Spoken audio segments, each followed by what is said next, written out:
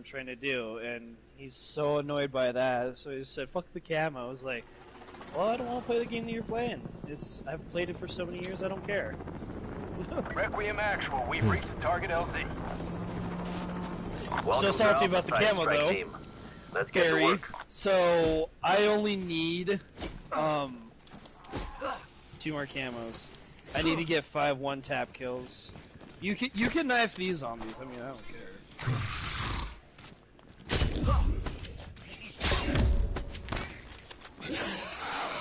Get over here, zombie.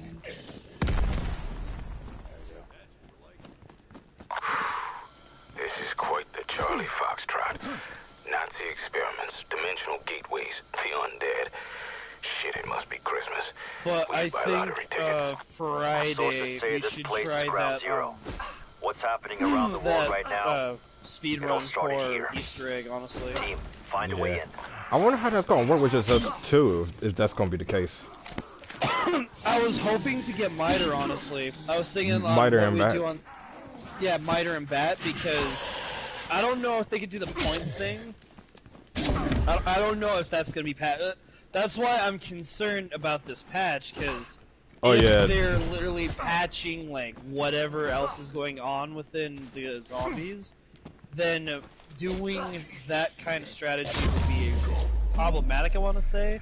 But at the same time, too, I mean, for all I know, all they did the patch was made the zombie camos much better, or much easier to obtain.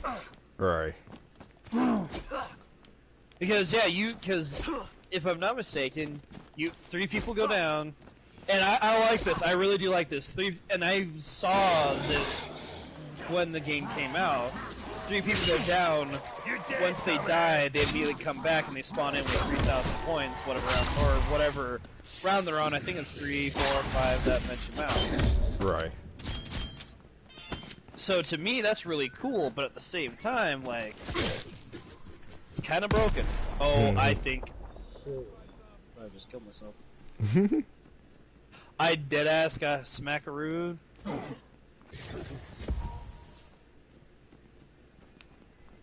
You and me, we got a problem. Whoopsies. I like how they have a sorry. Drop it, douchebag, before I drop you. Excuse me? Nah. Disregard that. I like that drop a douchebag before I drop you. Drop you. Just straight up, nah. I see why Woods is such an iconic character. You know, I was on Facebook and it said, on Call of Duty Cold, or Call of Duty Black Ops Cold, remember who you're playing with. And it showed Woods in the middle, between Garcia and, shit, there's another male character in there. And in my mind, that's all I can think of is, oh shit, is that Woods? Better keep your mouth shut before he literally shuts it for you.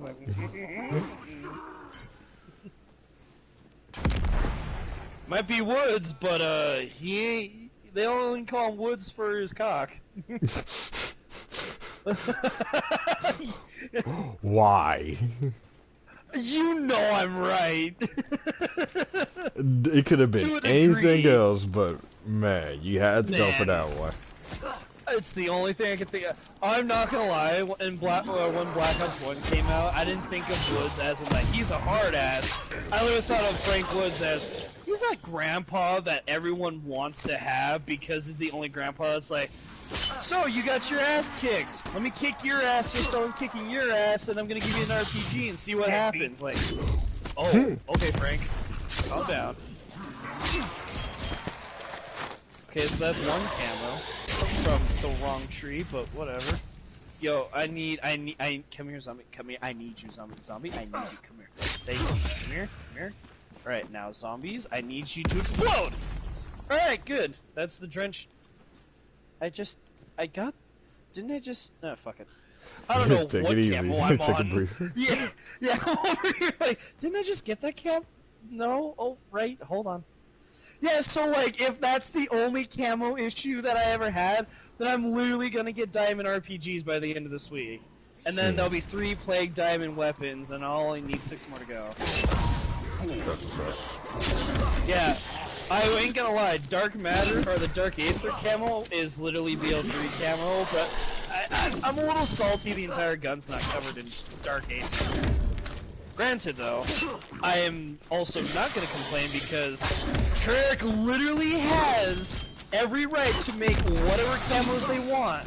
So at any point in time, they can be like, so you like Dark Aether, we're going to put that in multiplayer, and we're going to make zombies have the shitty camo. And instead they thought, well, we'll keep to the case. We'll make sure that the zombie players have the Aether camo, but y'all multiplayer motherfuckers, good luck. Right. I mean, it's not trashy, but it's not me. Not me, fam. It really isn't. Yo, get this though. I was watching another streamer who's what he was doing was using weapons that he didn't think were quote-unquote great enough or good enough. And he looks at a combat knife and he says, this combat knife, I'll bet you can get to round 20 at most. He literally pack-a-punched it to tier 3, got it to tier 5 legendary, and he was knifing shit, you know, on round 32 plus. Motherfucker didn't even put on dead wire or any other ammo mod, and everyone in the chat was spamming put on an ammo mod, put on an ammo mod, and he literally says you can't put an ammo mod on the knife, it doesn't have ammo. He puts on napalm, and all you hear him say, that is some bullshit. It's like, how does a knife have ammo in it? It's like, hey man, I ain't gonna complain. Going for the camo was nice, but I ain't gonna question it. Bro, that's hilarious. Isn't it? That is some bullshit. What you mean it's bullshit? It's fine. It's okay. Don't worry about it. It's just, you know, the developer saying, hey man, what if we put dead wire on...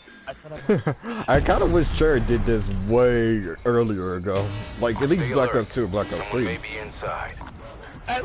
I would have said Black Ops. Make a group equipment everywhere, walking cadavers all I do over have the to tap it. Okay, I think I did. We're in bad shit here. The Nazis lost control of the experiment in 45. Yeah, okay, The Soviets really think they do BO2 though, I mean, We need to get the power in my on. opinion, I feel like BO2 was just right where it's at, but I do see where it comes from with that because it would have made playing BO2 much more fun. Instead of just, you're doing Easter egg, get whatever cool power-ups you get and call it good. Origins was probably the only map on BO2 that actually kept it intriguing! Oh, I'm sorry. Ohio, I'm Shinde you! Nonin. Son of a bitch. He looks just like Nico, Nico, Nico! Germans must have breached it during the war. If you don't knock that shit out, I'm gonna break your Nico Nico kneecaps! Damn it, I missed. Bitch and a half of a handbasket of carnage, excessive force, bang, bigger slaughter. What? I went down. Okay. I'm up. Thank you. You're welcome. I literally popped Ring of Fire, and then They was Bitch! like, ha ha ha, you tried. they're like, ha ha ha ha. And I said, okay, come on, Thomas, it's not funny. And they said it is. Alright, did the anomaly. Ha ha Yeah, I ha, already ha, shot ha. the box. I'm just waiting for that to open up. Shot the box? The what? For the fuse. Son of my mom. Wait. Also, I watched the 18-minute 32 or 52-second Easter egg from Codename Pizza. Yeah. That is so luck-based. It kind of Like, was. If that shark whip bait, haha, whoops. If that shockwave is not RNG based, and you could always get it, which I did see the glitching queen thing on that. I tried doing it this morning. I failed. Went a little too early, but if that was an RNG based, could you imagine? Right. Calmly reestablished. Thought we Alright, lost you run, there. zombie. What happened? Where did they go? If I'm reading this right, I think Strike Team crossed the threshold into another dimension. I'm dead again! Never mind, I'm alive. Getting a little too gun happy with that rocket launcher, aren't you? Well, and I'm getting trapped in corners too. These zombies like to spawn out of nowhere. It's kind of annoying, ain't gonna lie. Please work. Yeah, that worked. Yeah, thanks to you guys, I finally looked at it and thought, might as well do the coffin Easter egg for once in my life, see what happens. Did I miss something? Are you winning, son? Are you winning? Are you winning, son? I missed the one in the corner! Fucking, this frag grenade better work, I swear to God. Bitch. Oh, it did work.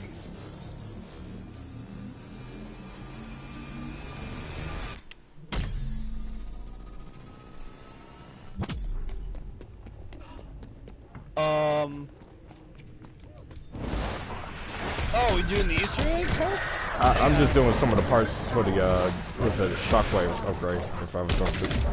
Oh, yeah. Yo, GG's. GG's no redo.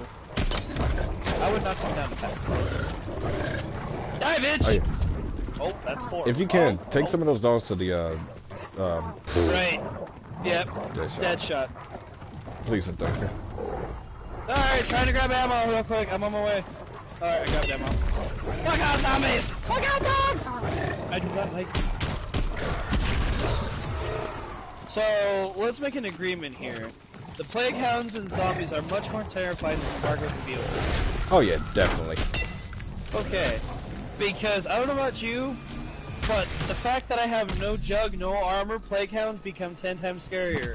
BO3, yeah, Margot's going, but at least it's so, Any idea what it is? plague hounds go. I'd wager it's from our Some of them came up here with mine. station creation. Oh, they're there. Okay. Some Oh, sort of I got him. scanner. Y'all bitch is gonna die.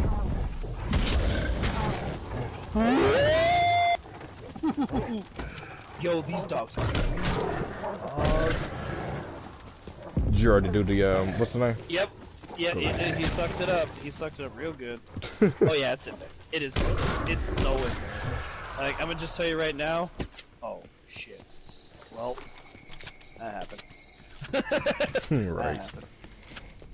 Alright, all I'm missing is this fucking corner. There we go. That should teleport us. Oh, right, I can make the Aether Scope. Oh, bitch, no I can't.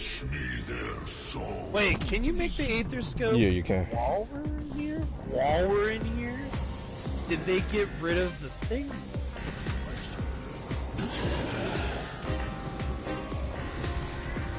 Did they got rid of the bubble. They got rid of the bubble. They got rid of the bubble. They got rid of the bubble. I am more than displeased. I actually do not mind. And one of the dancing zombies you can actually glitch through and kill it. Really? Yep, I did it this morning. Yep, got it already. Wow. Yeah, once he glitches through you, then you can kill him.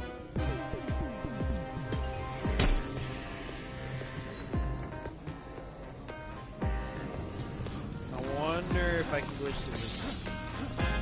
Oh, hurry up, fucker! Are you gonna do the glitch? Let's see if it works. I mean the glitch, let's see if it works. Come on.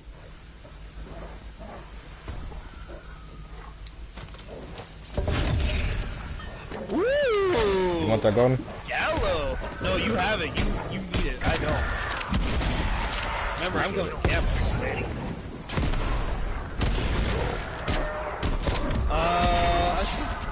I'm probably gonna regret this. Don't I pack a punch my Sigma into the Ligma?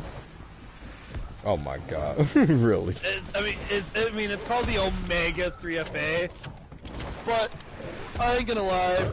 I was honestly hoping that after they called the Sigma, they would have called the Ligma, or something like that. So, is that a Dark Ops challenge calling card you got there, Buckaroo, or is that a multiplayer? Multiplayer. Oh, okay. Because I was looking through the Dark Ops like, I wonder if Anomaly these Dark Ops detected. challenges would be just Anomaly quote-unquote detected fun. processing. Then I looked at one of them and realized that getting to round 20 with just your custom loadout is actually harder than it is, apparently. Right.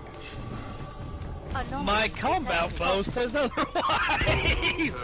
I ain't lying. My combat bow over here is like, I wonder. Oh, you up there. There is a Sorry. Megaton down here with me. Not sure if you can take him to the tree, but if you can. I'm spawned at the tree. Anomaly detect processing. I'm gonna just kill those guys. They're Yeah, I'm gonna try to get up there as fast as I can. Hopefully, we'll be lucky enough. I got a Milano from a crystal. Wow. So you had that What? 1 in 1 in 10 million chances of it. You right? Big guy should be spawning over by me. Yeah, he was down there with me. Oh, here he comes. Is that the regular one? Yep, there he is. There he is. It's the regular one. Okay, Nice. He got it.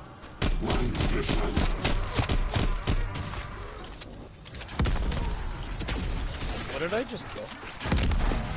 Oh, right, zombies. Go on. Ow. Sorry. Not you. You little shit. Uh-oh, that ain't good. My health's red. Oh, he did. Oh, no, he ain't. Oh, he ain't. Shit, my man. What's the other one? Oh, mama. He right here. Now he's dead. Oh, thank you.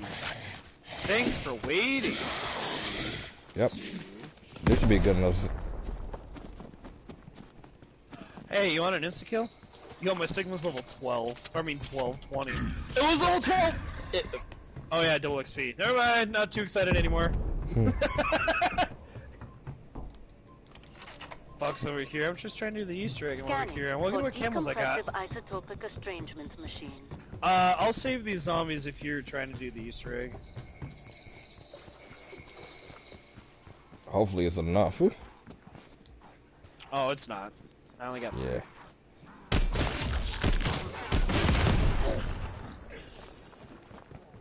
Well, thanks for being thoughtful, though. Alright. I looked at that the last second, didn't realize you were actually going for the Easter egg. I was just only doing it for the upgrade for the die shockwave. Oh, are you trying to do the Whatever fire? happened here, Omega The Group's what? been planning it for Are you some gonna time. do the fire upgrade by That means the chance? Soviets doing all are of well them. ahead of us. Oh, you're gonna do I all don't of like them. it. Okay. That makes 2 of us. The Soviets must have known there was a risk turning that machine back on. Alright, Gallo And lover. they did it anyway.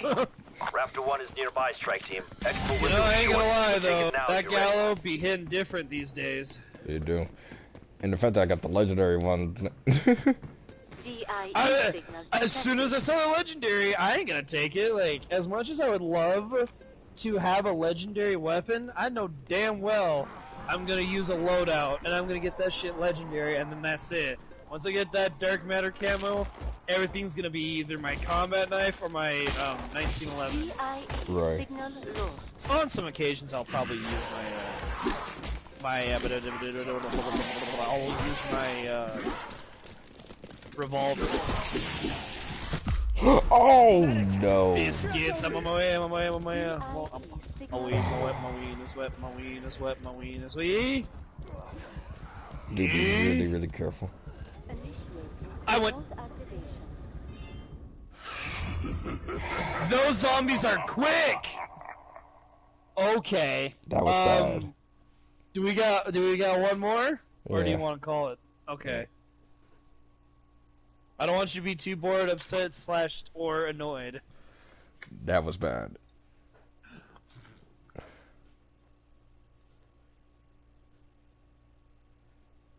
Oh. I will admit, I did not have my best of games right there. Uh-oh. Oh, we're good. Alright. Ready when you are, my man. All I need is 3 more 5 kills. That's done. Yeah, I'm ready. Okay. Oh, I need elimination kills. Oh, wow. I am leveling up with this shit way too fast. That's dead up! Why does the game always look to dead ops? Why? Game literally is like, you've played too much Machine. Like, you need to play some dead ops. Like, I don't even like dead ops. I don't It's hate not bad. it. I don't hate it, but it's not my cup of tea. I don't know. I needed to play Dead Ops 1. I needed to play a Dead Ops Arcade in Black Ops 1 in order to like it. I ain't gonna lie though. I honestly was so bad at Dead Ops, I thought round 9 was the end game. It was the hardest one. Until I watched other people play, I'm like, Wave 20 on Dead Ops Arcade is insanity. Oh no.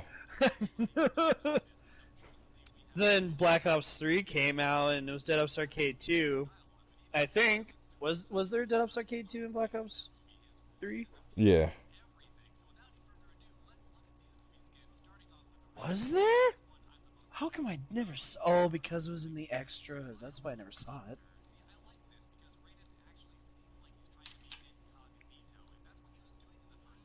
Killing a plague hound leaves a toxic pool that slows and deals damage to both players and enemies. Oh.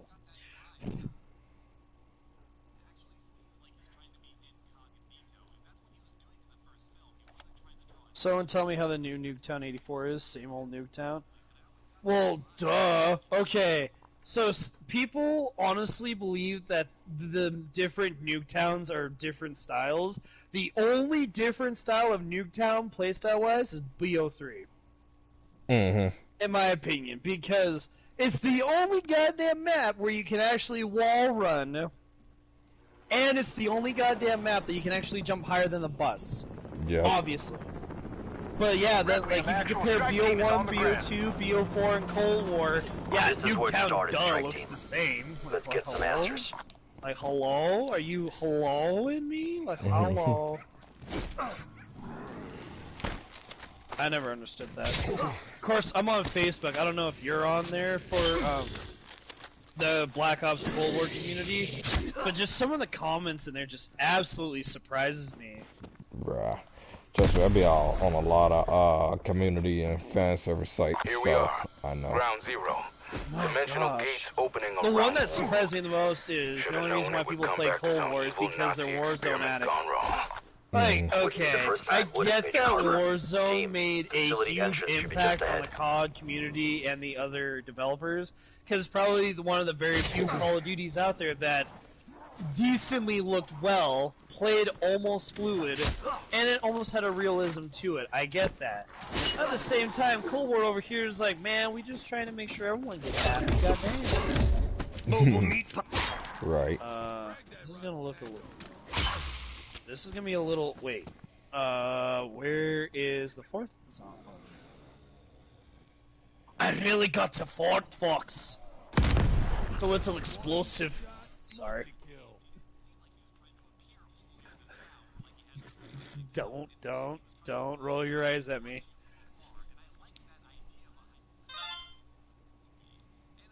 Appreciate it. Hey, you and me, we got a problem. Alright, I know that Woods is a badass, but I honestly cannot think of one single operator that can take down Woods. I'm gonna be dead ass honest here, like, either Frank Woods is invincible like Arnold Schwarzenegger, or you have, I wanna say Mason. Yeah, but I was about to say. tells me, but Mason is like, he's a hard ass, albeit, but I can't ever see him decking Frank Woods like, oh shit, my bad. I mean, maybe the only thing I can see Mason wanting to hit Frank is if Frank literally did something stupid, like try to self-sacrifice, and Mason over here like, you dumbass! I could see, who's that? Mason's son. Probably be one of them. Is it? I honestly thought this was gonna happen when BO2 came out because of the storyline. I thought Reznov was gonna follow his son, like, in through the dreams. I was expecting Reznov just out of nowhere, like, are you Mason's son? Like, oh my god, you've been dead for years, what the fuck? Right. How's Mason doing? Why are you still here? Just to bring suffer. Why are we still here? Just to suffer. Nani? You know, as much as I'm not into anime, there's still a few scenes / animes out there that will catch my interest of laughter. One of them is there's an anime where he's telling the audience how to make chicken noodle soup. He's like, add a few spring onions and a gun. What is in the bowl of noodles? Yeah, like, huh? the heck kind of anime had that going on? Yeah, right? Like, just... Hey, what you making? Oh, I'm making top ramen. Oh, that's cool. What do you add to your top ramen? Oh, you know, I add the noodles, some eggs, some stock to it, and a gun! Whoa. Could you imagine going to a restaurant? Oh, hello, what can I get for you today? Oh, can I get the ramen noodles? Yeah, sure, what would you like it in there? Spring onions, egg, maybe some chicken or beef stock. And on the side, a gun, please? A gun? He just looks down like, excuse me? Some American in the background. Hell yeah, brother! Okay. Okay. Are you kidding? Oh, I already got the... I don't know why I'm trying to go after 5 kills when I already have it. Dang it. Was not meant to get that. I killed the zombie and it popped up the moment I got near it. I threaded the needle between 4 zombies somehow and missed every single one and hit the tree instead. Wow. That's... I can't... Either I suck with an RPG or this rocket goes wherever it pleases. Yay! I didn't do it. Hey, you, me, we got a problem. Yeah, you wanna go for it? You wanna fucking go for it? You wanna... Hey, what do you need? I don't wanna know. Loaded shitbag KIA. So, you haven't played the campaign yet, have you? Not yet. I did see a couple of things of it though. Yeah, I heard that there's 2 bad endings. Yeah, 2 bad, 1 good, or somewhat good. It was technically the good ending of the campaign. Some tells me that Adler is Perseus.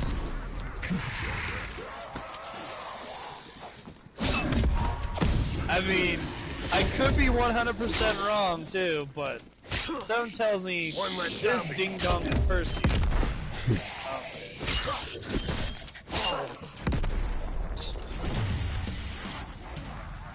What if we get Perseus?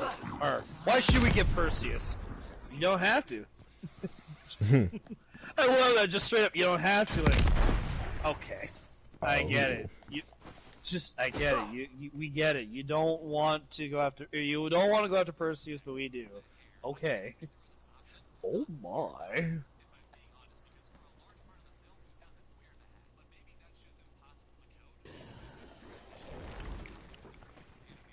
I don't know about you, but the fact that they had added weapon charms to these guns, I never really saw the effect of this or the cosmetics behind them.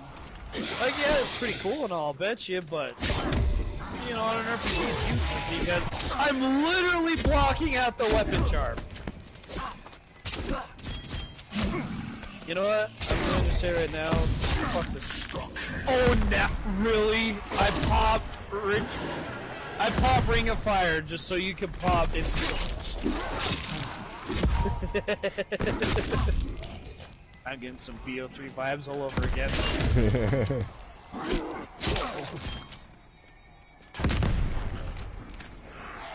So I don't know if you come to agree with this or not, but just me, or is BO4 not as bad as people say it is?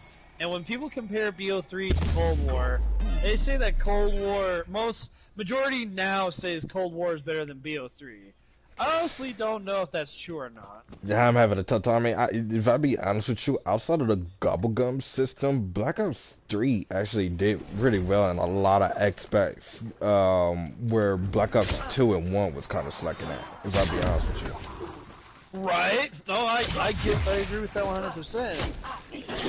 But only if we can agree that BO1 and BO2 at the time didn't really have a whole lot of ideas going for them. They didn't though, but they were by far at their primes and did really well. Like, it was executed probably almost at its best.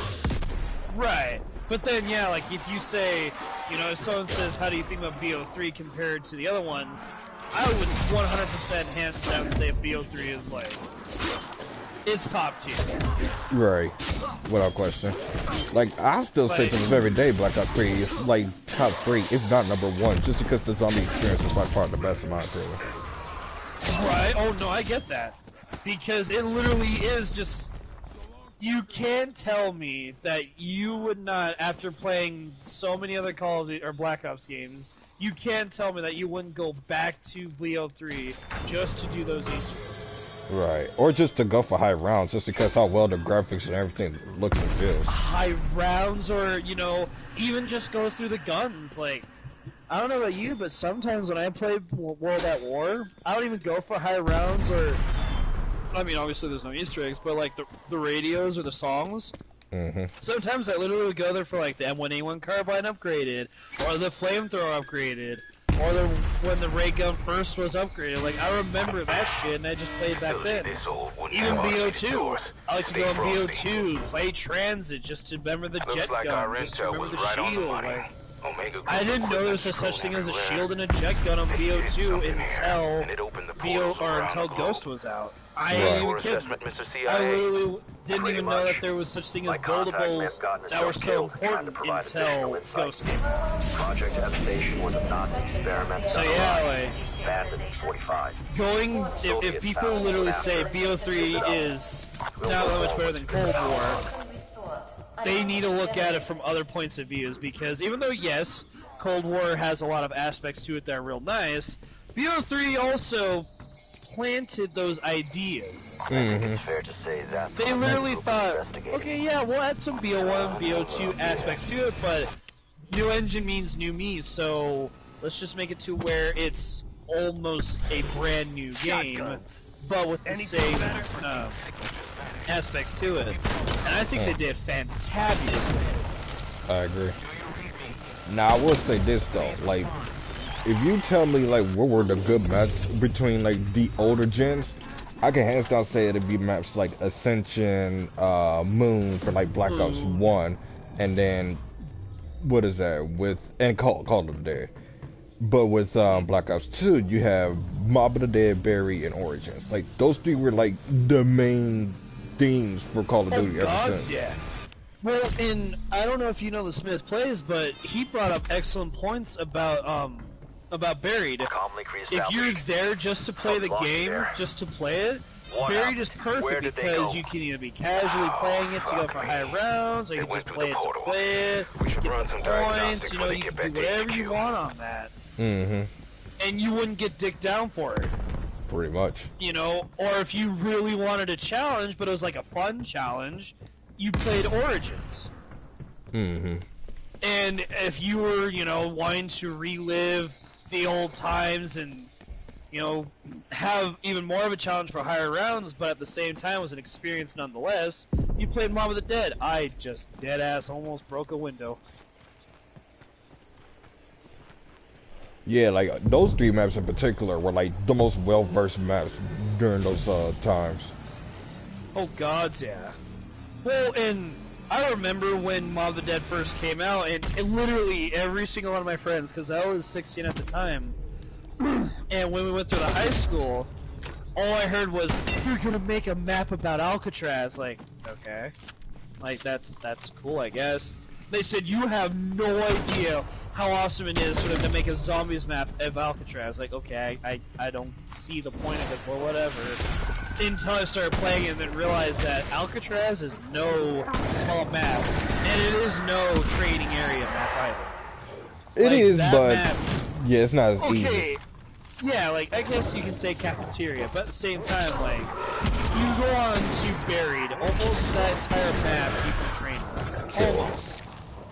You go on to Origins, almost any spot, like the foot of the robots, if you have the golden helmet, or you can go down by the ice staff, do that one, like, there's so many areas, but Alcatraz, like, holy shit, biscuits, that is, like, that map is terrifying, very scary, easy to get trapped in, there is training spots, but Looks like no our one strike really team goes found part of a to device. the Any idea most where ones it that I is? see is I'd cafeteria. wager it's I'm from gonna our kill world, myself. an end station creation. Why? Scatter. Thank you. I literally am just. I'm gonna murder every single plague hound there is in this game. Are you already down over there? I down and I came back up. Thank you. Good now. I'm good now. I'm good now. I did the thing. I did the thing. Okay. Oh. Is there a dog round? I went down again? You sitting in the acid, and sometimes the Well, acid and is then- invincible.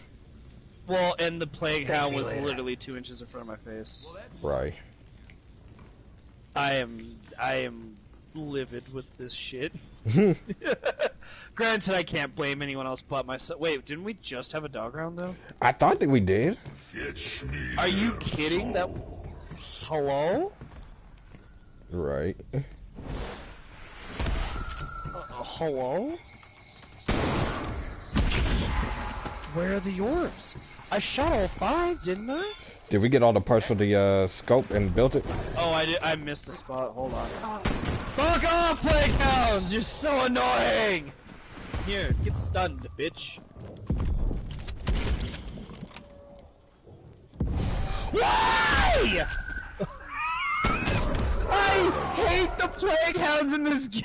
They're so terrible. I'm on my way. No, you're fine. Take your time. You can't get me. I am. Oh man, I am so done with these plague hounds. Literally, the bane of my existence is plague hounds. What was my other bane of existence in another game? I swear there's another bane of existence that I had. I can't remember. What revenge? Fuck the plague hound! Raptor 1 is nearby. Oh, Strike well, team. if you're live Expo window streaming, is you can short. see that Take I'm it not now, you having ready? the greatest of times with this RPG shit. I feel you, bro. Finally, I got it. Goddamn. You didn't label this title as Easter egg, did you? Nah. Okay, thank God, because I am extremely embarrassed at the fact that I have gone down this many fucking times. Where's the zombie that's moving? Where's the zombie that's moving?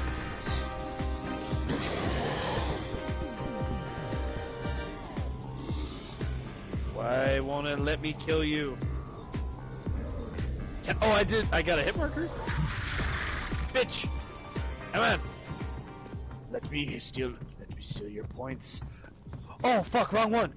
This guy. I had to do this guy. Oh, I did 750 damage to him. Come on! Let me kill you! Okay.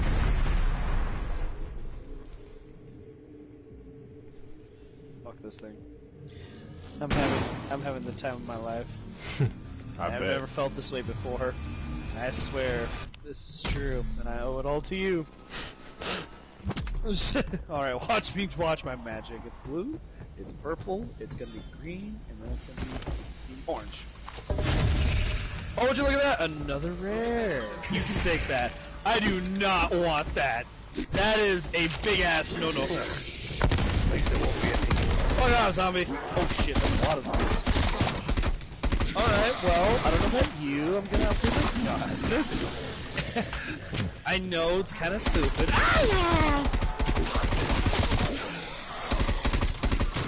Bink! There, zombie. Oh, hell no! I'll notify you Big after man, one back. no! You're done for good. Fox, I'm gonna have a conversation with you after this. Oh, great. And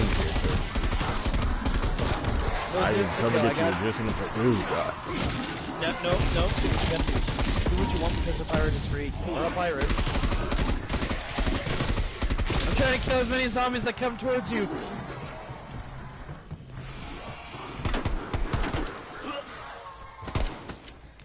Okay. Bitch, I'm out. Wait, I'm not out. I need this. I need to kill the. I need to eliminate him. I need to eliminate him. I need to eliminate him real quick, if you don't mind, my sir. Holy shit, recoil! Talk about divide and conquer. Okay, I think that's it. Okay, good. Oh my Jesus Christ! I am struggling! Then again, you are using a rocket. You know, you're right. You're dead, dumbass. I apologize. I really do. It was all good. We all had those moments. See, and I knew better than to pop Ring of Fire. Especially spewing aura. I thought, yeah, Ring of Fire, no problem. Be good. I'll get those kills, no problem. 4 downs later. Starting to regret that decision.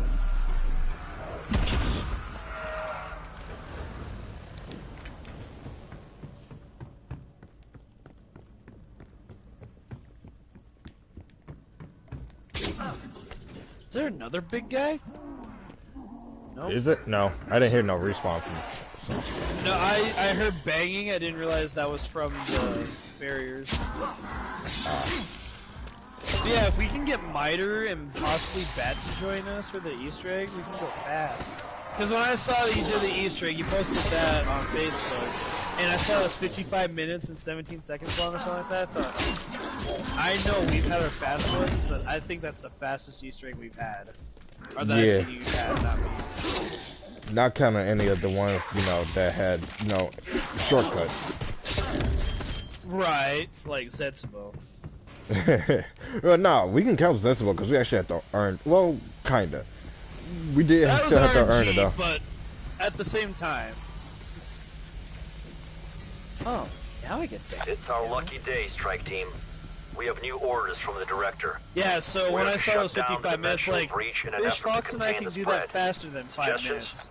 So I I say thought we we'll do shut that, down the but since I cyclotron. saw that they got rid of that Severing the glitch thing dimensional with the connection anomaly, is our best we can still chance do to it. contain the We spread. just had to figure out which sections we're getting it. And I think since we both start with the knife, I'll hold a... We'll think of some plans for it. Yeah. Yeet!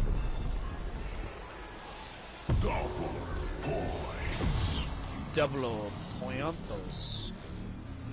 El pollo loco. Anomaly detected. Anomaly detected. Processing. The Revolvo Director of Project End Station 1905-2044. So the other ghost stories, that's an achievement, isn't it? Or not an well, an achievement and a calling card? Yeah. I was wondering. Oh, you're getting one. Yeah, I did that one. I already did the special anomaly over at you need the big guy. At armor. I'm about to do the one down here at the workbench, and then hopefully I'm fast enough to do to get the big guy up top.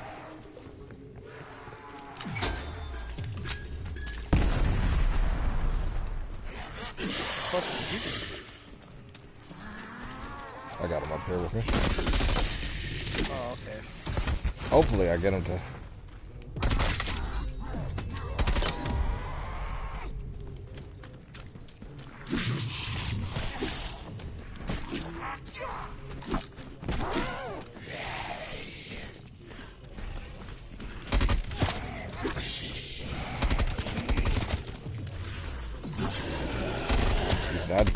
Come on, man. Let's do it already. Here, I'll do something. Whack. Hulk smash! Did he get it? Don't look like it. Oh, it's purple. It I is? think. Hold on. Everything's Yeah, purple. it's right? it's- Oh, yeah, you got you it, got it, you you got got it. Like, everything's purple in here. What am I saying?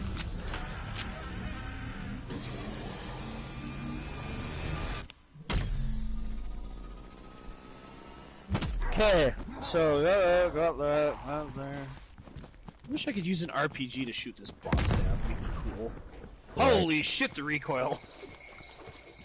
I forget I'm using an RPG, not a hand cannon. Right.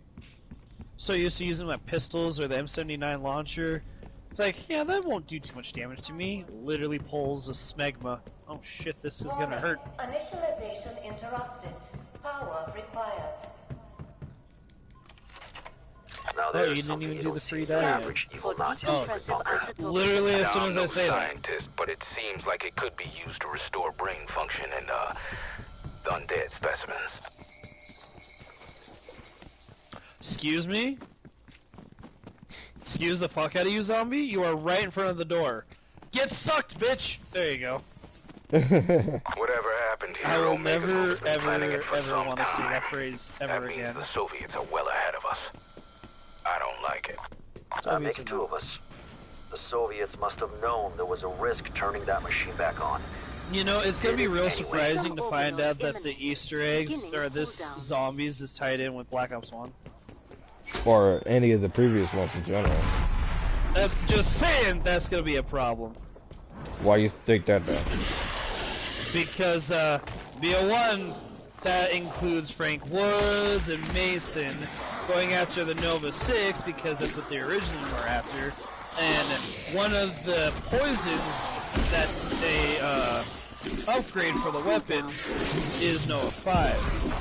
Fuck out of here, Plague Hound.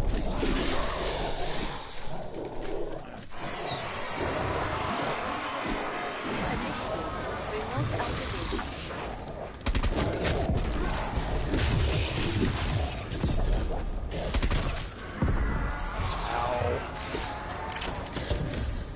Remind me again, I'm using an RPG. Just in case I forget what I'm doing. Weapon storage and fire when ready. We'll say though, this RPG can get the job done. It just is a bitch when you're literally 2 feet in front of or behind it. Right.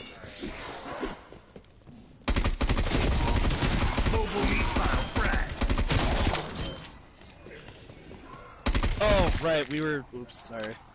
Don't worry, I got it. Heard rumors around this weapon. Some sort of matter absorption and dispersal unit. Literally Whatever down the fuck here, that just is. going for camo still, and you're still getting your shit and getting all the upgrades just to have.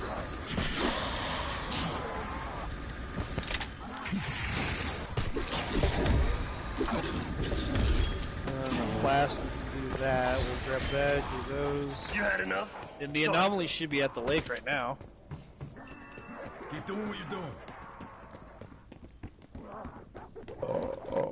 You haven't packed yet, have you? Nope. There's the anomaly.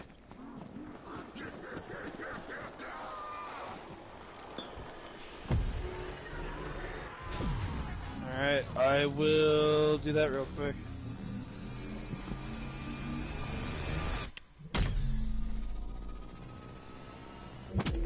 I'm already down out here, but thanks for activating it. Oh, brah.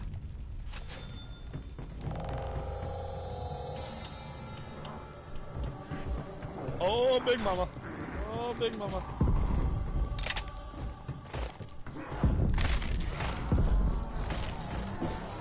Your blood shall rejuvenate me. Oh, hell no! I'm good. The overlords, your blood will be. Nothing's gonna rejuvenate, my guy. You are way far from rejuvenation. Like if your daddy and my daddy had daddy issues, that's what you would expect. Like, That's so sick how they put the little crystal on here for the elemental stuff. Really cool. Yeah. You know, someone kept saying that the Oh my eyes... god. What? Miter is on my live stream. What is he saying? Join up. Miter, we're not joining! Or you're not joining us. Miter said what's up, and TRX was saying what's up. Basically, transit for the way how his is spelled.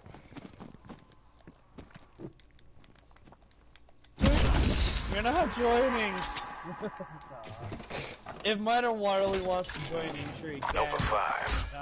Well, if that's anything like its sister Nova 6, make sure to keep that thing away from you when firing.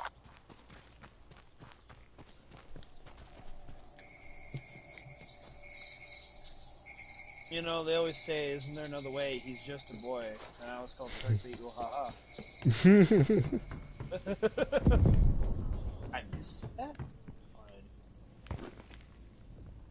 Can I put the cartridge? I cannot!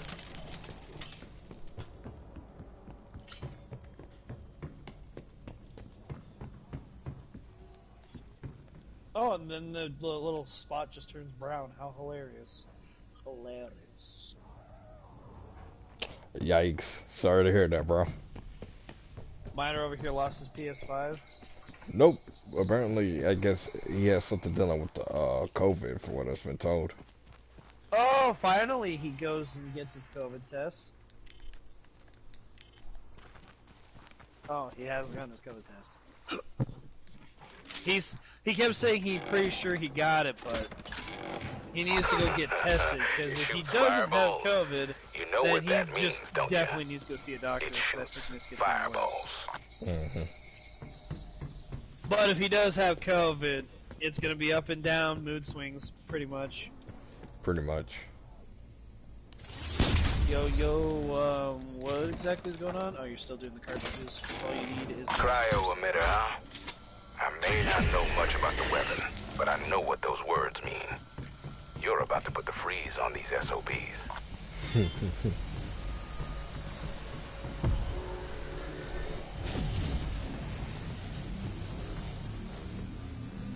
I'm sorry, but did I say we could do the anomaly? Oh, I'm sorry. I didn't know I needed your permission to play the game I wanted to play. Well, you read my mind. Straight up, how dare you? I have to remind myself that tomorrow after work I have to buy a 12-pack of Coca-Cola. COVID's supposed to make you not be able to taste and smell. I can't do any of the one of those. Oh, okay. Yeah, you need to get tested though, Miner, just in case. You might feel like you have the symptoms, but just because you might have the symptoms doesn't mean that the doctors, or just that doesn't mean that you know exactly that you have it. Because I didn't think I had COVID when I was sick. I thought, no, this is just a normal sickness. And then literally, when I started going up and down, the doctor said, oh no, you have COVID. And the first reaction I had after that was, that's shit. Like, well, I don't know what else I'm gonna do. Watch me get a shockwave from one of these. That'd be hilarious. Oh, I got a symbol monkey. That's cool. You know that moment when Codename Pizza literally got 5 shockwaves in one game? Right. And I watched that live stream, made me upset. It's like, huh, I wish I was that lucky.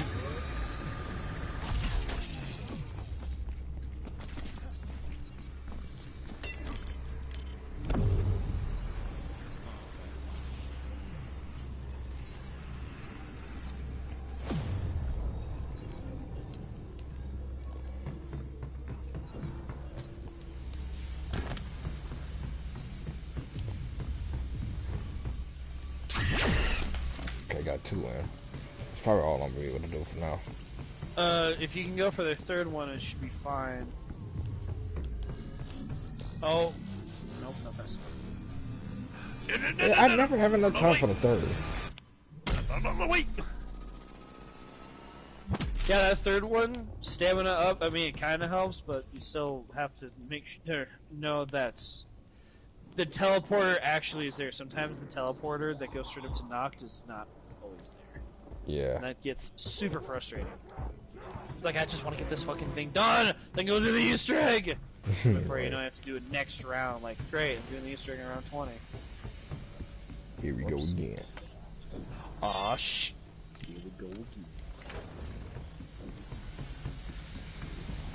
Okay, if you want to, you can kill that zombie, because I don't think the anomaly is gonna pop up at this point.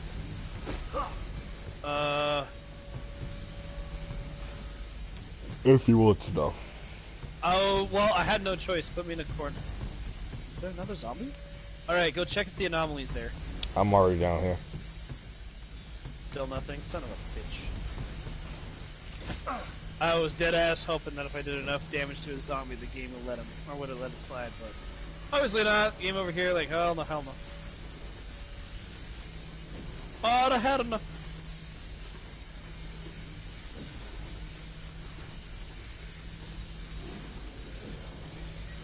In order there to be silly putty, there had to have been serious putty. Yes, I believe that's called C4. You know, no bullshit, no cap. When I first saw that meme, I didn't get it. Because I honestly was like, C4, that's explosive. What do you mean putty? That's how I realized that C4 mainly is good putty. So I got upset, I was like, oh shit, I'm an idiot. I aim for his leg. What you mean, mama? You should have gone for the head. You should have gone for the head.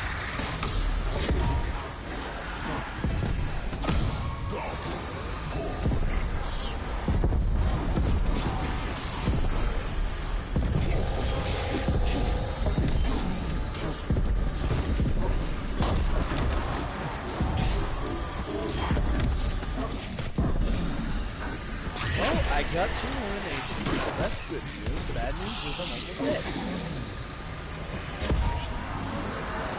You know, the best news is, though, that is the best news. I got it. Hell yeah.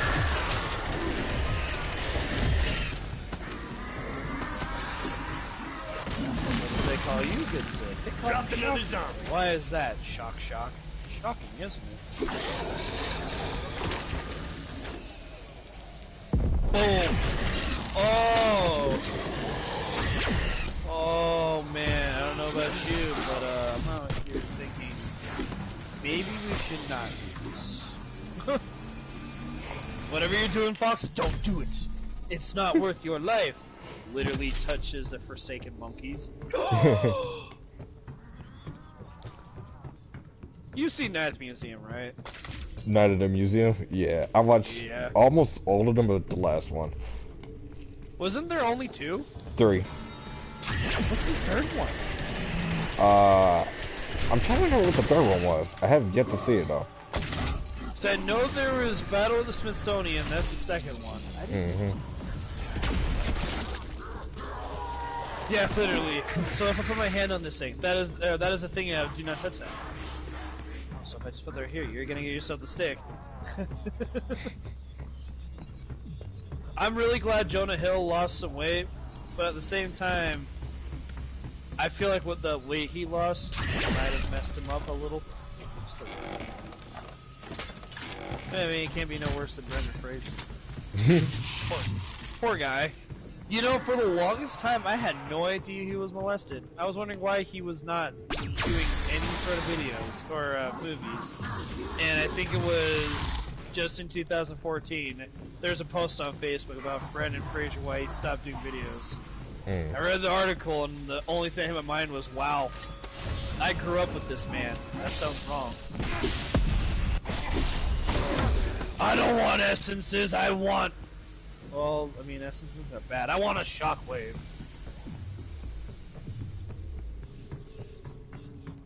I think that's the first time I ever pack-a-punched this knife. Real? Oh, man, you will love it when you pack-a-punch more of it. Yeah, I added, what's that, pack-a-punch, and I added the napalm. You had... Because I like my zombies to burn when I cut them up. Of course, I'll electrify them was my second option. I love the dead wire because it's so satisfying to shock a zombie while he's, you know, shocking, obviously. But then the zombies walk right by him when there's a horde of them and you get all those extra points for it. Like, oh. Okay.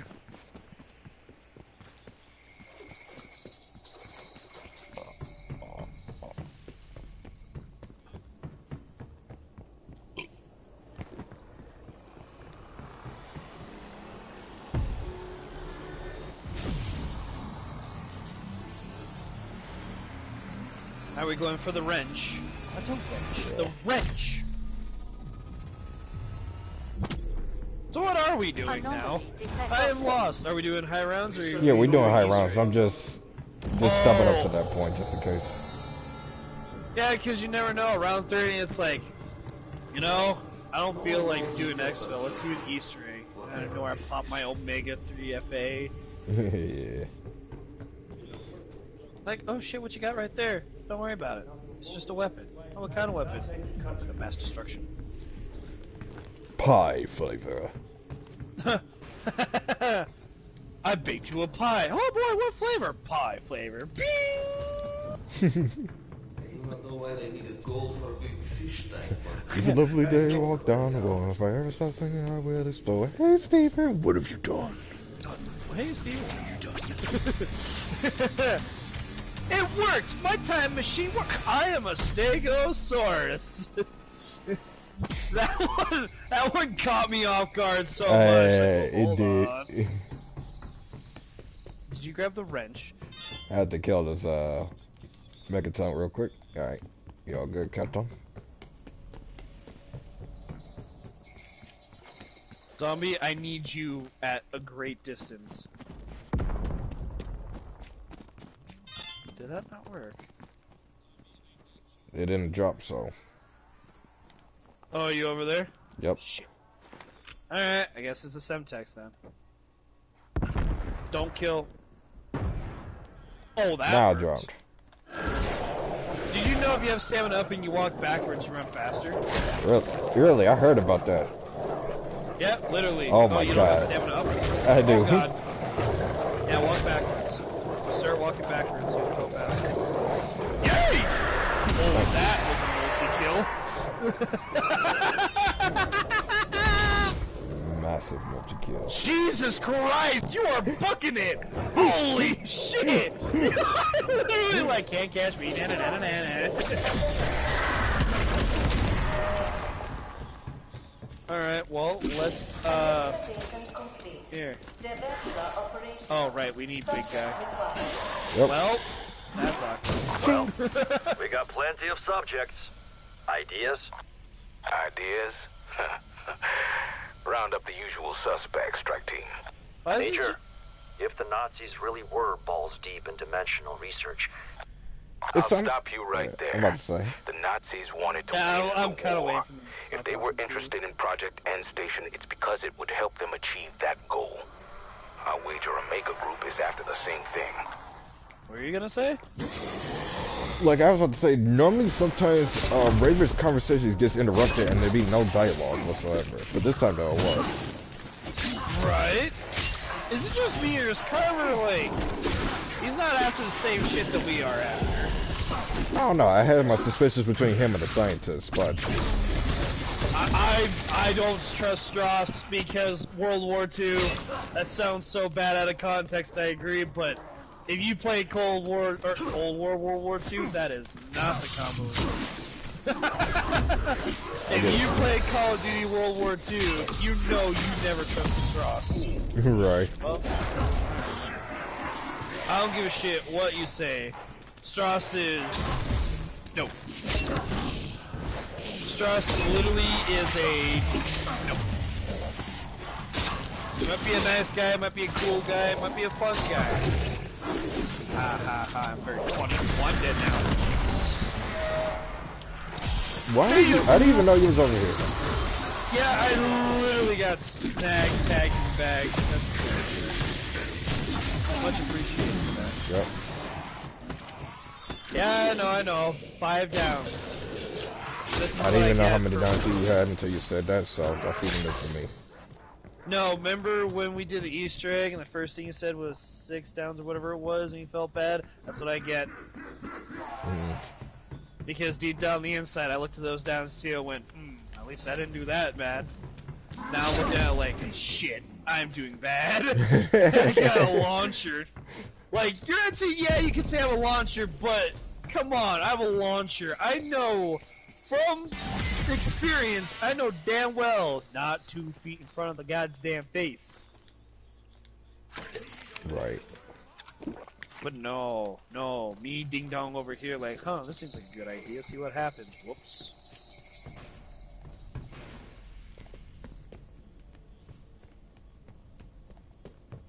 All I gotta say though, is when we get that big guy, we're gonna hit him. We're gonna hit him real hard.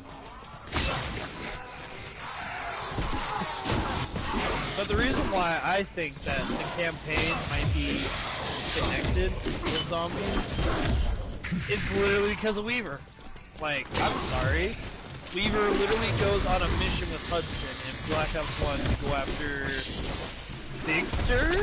Was that his name? That scientist? Victor? That we... Oh, no. It's not Victor Reznor. Victor was trying to get back at Reznor based on what he did. Right. But, Shijinko, what's it? Not Shijinko. Kajinko, I think, is it? Kravchenko? I forgot. It's been a while since I paid attention to the lore of Black Ops 1. Right, but they were after him because he knew about Nova 6. And literally you don't see Weaver after any of that. I'm right. pretty sure at least, because I know, yeah, because Weaver gets stabbed in the eye, when you're being interrogated by Dragovich? Or while he's being interrogated by Dragovich, then you rescue him at the launch pad. And then, he comes down to Kowloon and finds that scientist. He dies, and you find out about Nova 6. And then you don't see Weaver afterwards. You see Hudson, but don't see Weaver afterwards. So if this is what Weaver's been doing during that time period, that's awkward. I ain't gonna lie, that is complete sus. But at the same time, like, that'd be really cool, because it would explain why the Omega Group is an unknown group of military people. Right. Hence why Frank Woods would be in there. Sadly, Hudson's or Mason's in there, or Hudson. Something tells me they don't need to be in there. Just a hunch. I don't know. It's all theories, obviously. But Right. something tells me that at the end of this year, Cold War, they're going to somehow tie in Weaver with the campaign and saying that Zombies is actually the Dark, or Black Ops 1's campaign, 1 and 2, is actually the Dark Ages. I could see Treyarch doing that, yeah, right? Like, that'd be something completely off the charts. So for this year, we want you guys to play a complete Easter egg. Okay, cool. We want you to also realize that there's a lot of surprises. Okay, fair enough. Black Ops 1 and 2 is tied in with zombies. Say what? Nani?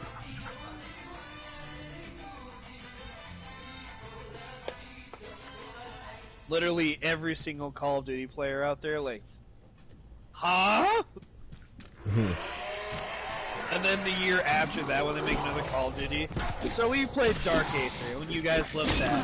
We played the Aether story, and you guys loved that. We had oh, big guy's here. Yeah, right here. We had the Chaos story. Chaos story was the greatest.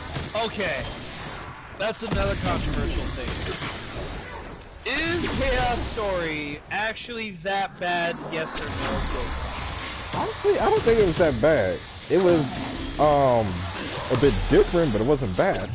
I guess just people was looking for, I guess, a more in-depth understanding of why Chaos is such an importance, and why Chaos Zombies is, different. Because to them, it's just another rip-off of what the Ether group was going through. Exactly. So, in my opinion, Let's throw it up out here. Oh, shit, where's the other one? Oh, that's not good. Well, I'll kill one of them.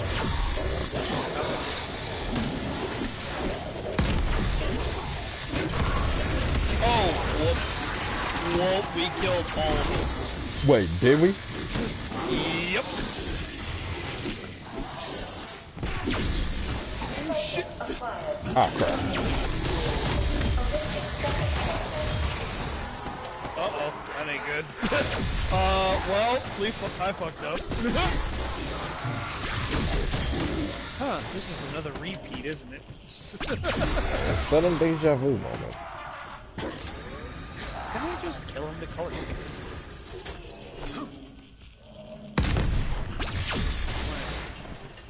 I deadass tried.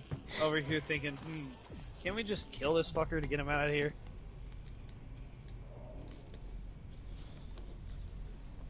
Should buy a speed cola.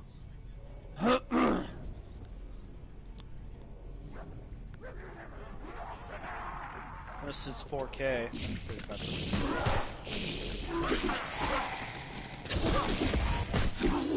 Yeah, I didn't hate Chaos Story. I think Chaos Story was just something to get Treyarch to make something. Because if you really think about it, they could have continued on with the Aether storyline. Yeah. And just have 8 maps or 4 maps of just straight up Aether storyline. Instead they thought, well, we're gonna add another storyline to it, but it's gonna be with Bruno and Alistair, Scarlet, and Diego. Alistair is the old guy's name, right? Yeah. Oh wait, you talking about the other old man, Sean? Oh, Sean, that's what it is. I was wondering if Alistair was the dad or not. Alistair's was Scarlet's dad, though, the guy that we've been trying to rescue since the first mission. But yeah, that's what I figured. Because on my mind, I thought Alistair was the person we were playing with. That's Sean. But yeah, I'm a little upset about Ancient Evil. The fact that they left us off with a cliffhanger. Like, okay, Shaw and Bruno are now, they're now corrupted. Or they're the Dark Bruno, Dark Shaw, I guess you can call them that. Yeah. Whatever jokes. And then Scarlet and Diego, what? They just hide their faces and run away from Ancient Evil? So you're gonna tell us that they leave and then that's the end of it? Like, come on. Like, I expected more from that. But at the same time, it was the last year Jason Blundell made this game. Mm-hmm. And no offense to Jason Blundell, but come on, man. Yeah. Go ahead. No, you go ahead. Now, I was about to say, though, I feel like the timing for the new cast of characters, being in could have been better, because trying to mix it in with what was going on in the zombies around that time probably was the biggest throw-off. Like, nobody was really expecting another group along with the Aether group. So, like, it should have been something like, I guess, in its own individual storyline in a sense, but maybe earlier or kind of sooner. No, I agree.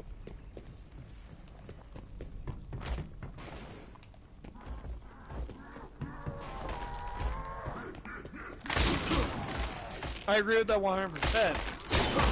And the one thing that killed me for it, in my opinion, you literally have Black Ops 1, 2, or World at War, 1, 2, and 3, 2 at the end of, at Origins, starting the Primus group, Black Ops 3 all about the Primus group, and then you have BO4 that is, well, we're gonna start with a new cast, a new storyline, but don't worry guys, there's still the same storyline. Don't forget we haven't stopped that 10-year storyline.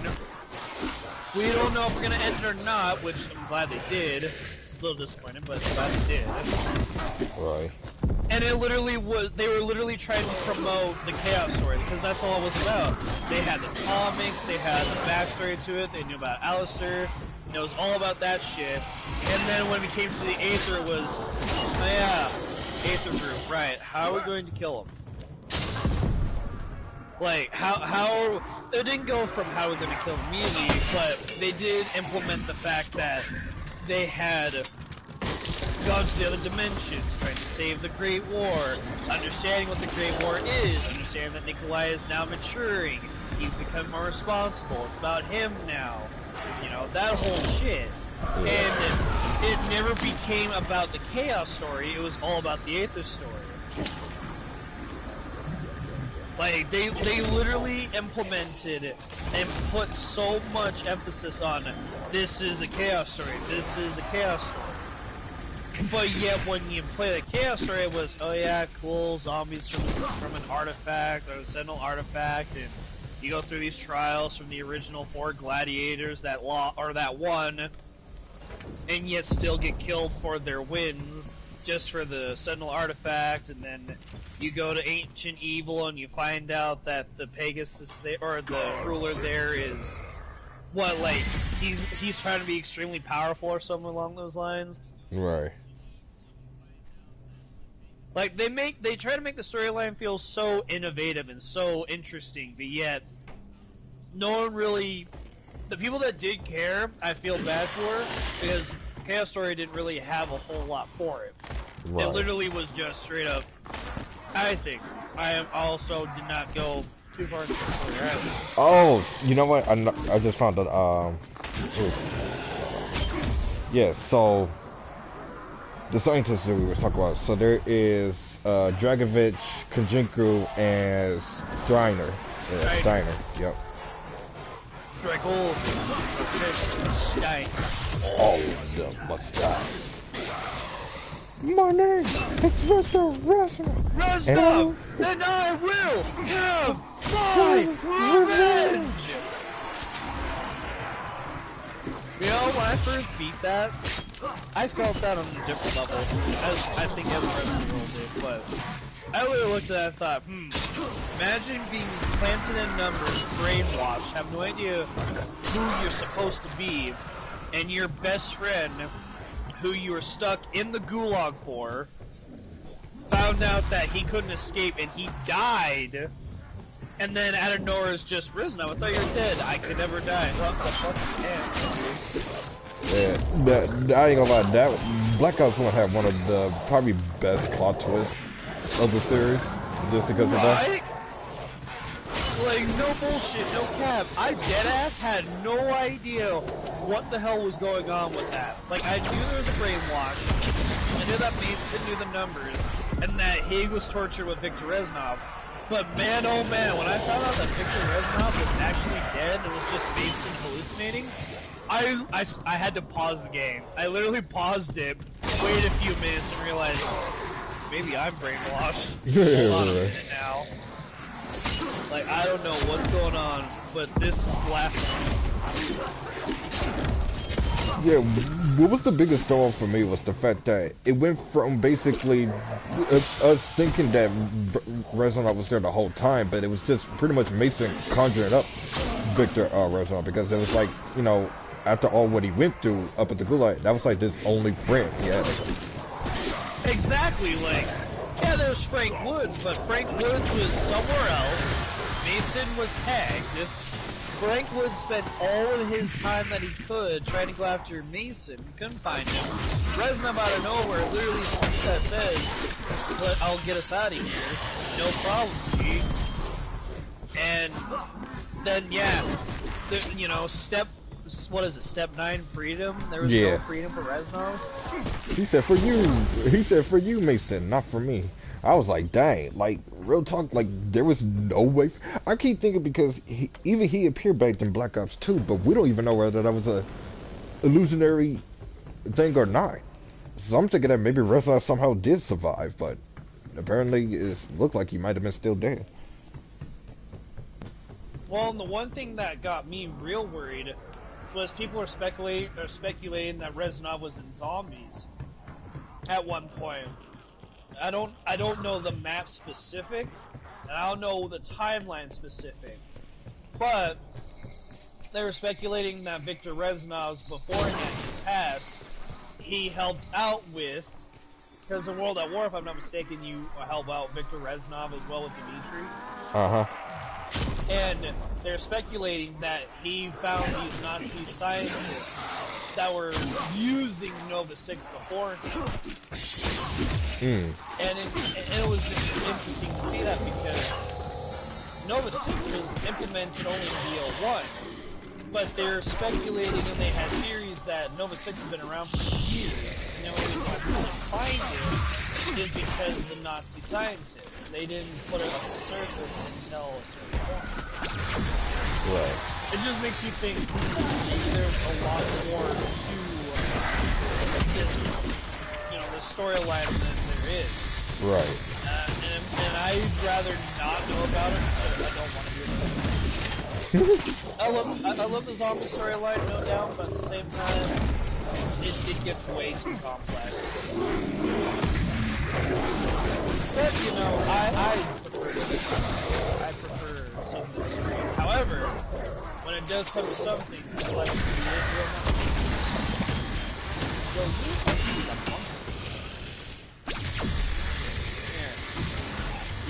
you're losing your health and your armor, and I'm getting your Yeah, I somehow clutched death. You'll be surprised. Good. Oh god. Did you see that? He just flew all over the place. Wow.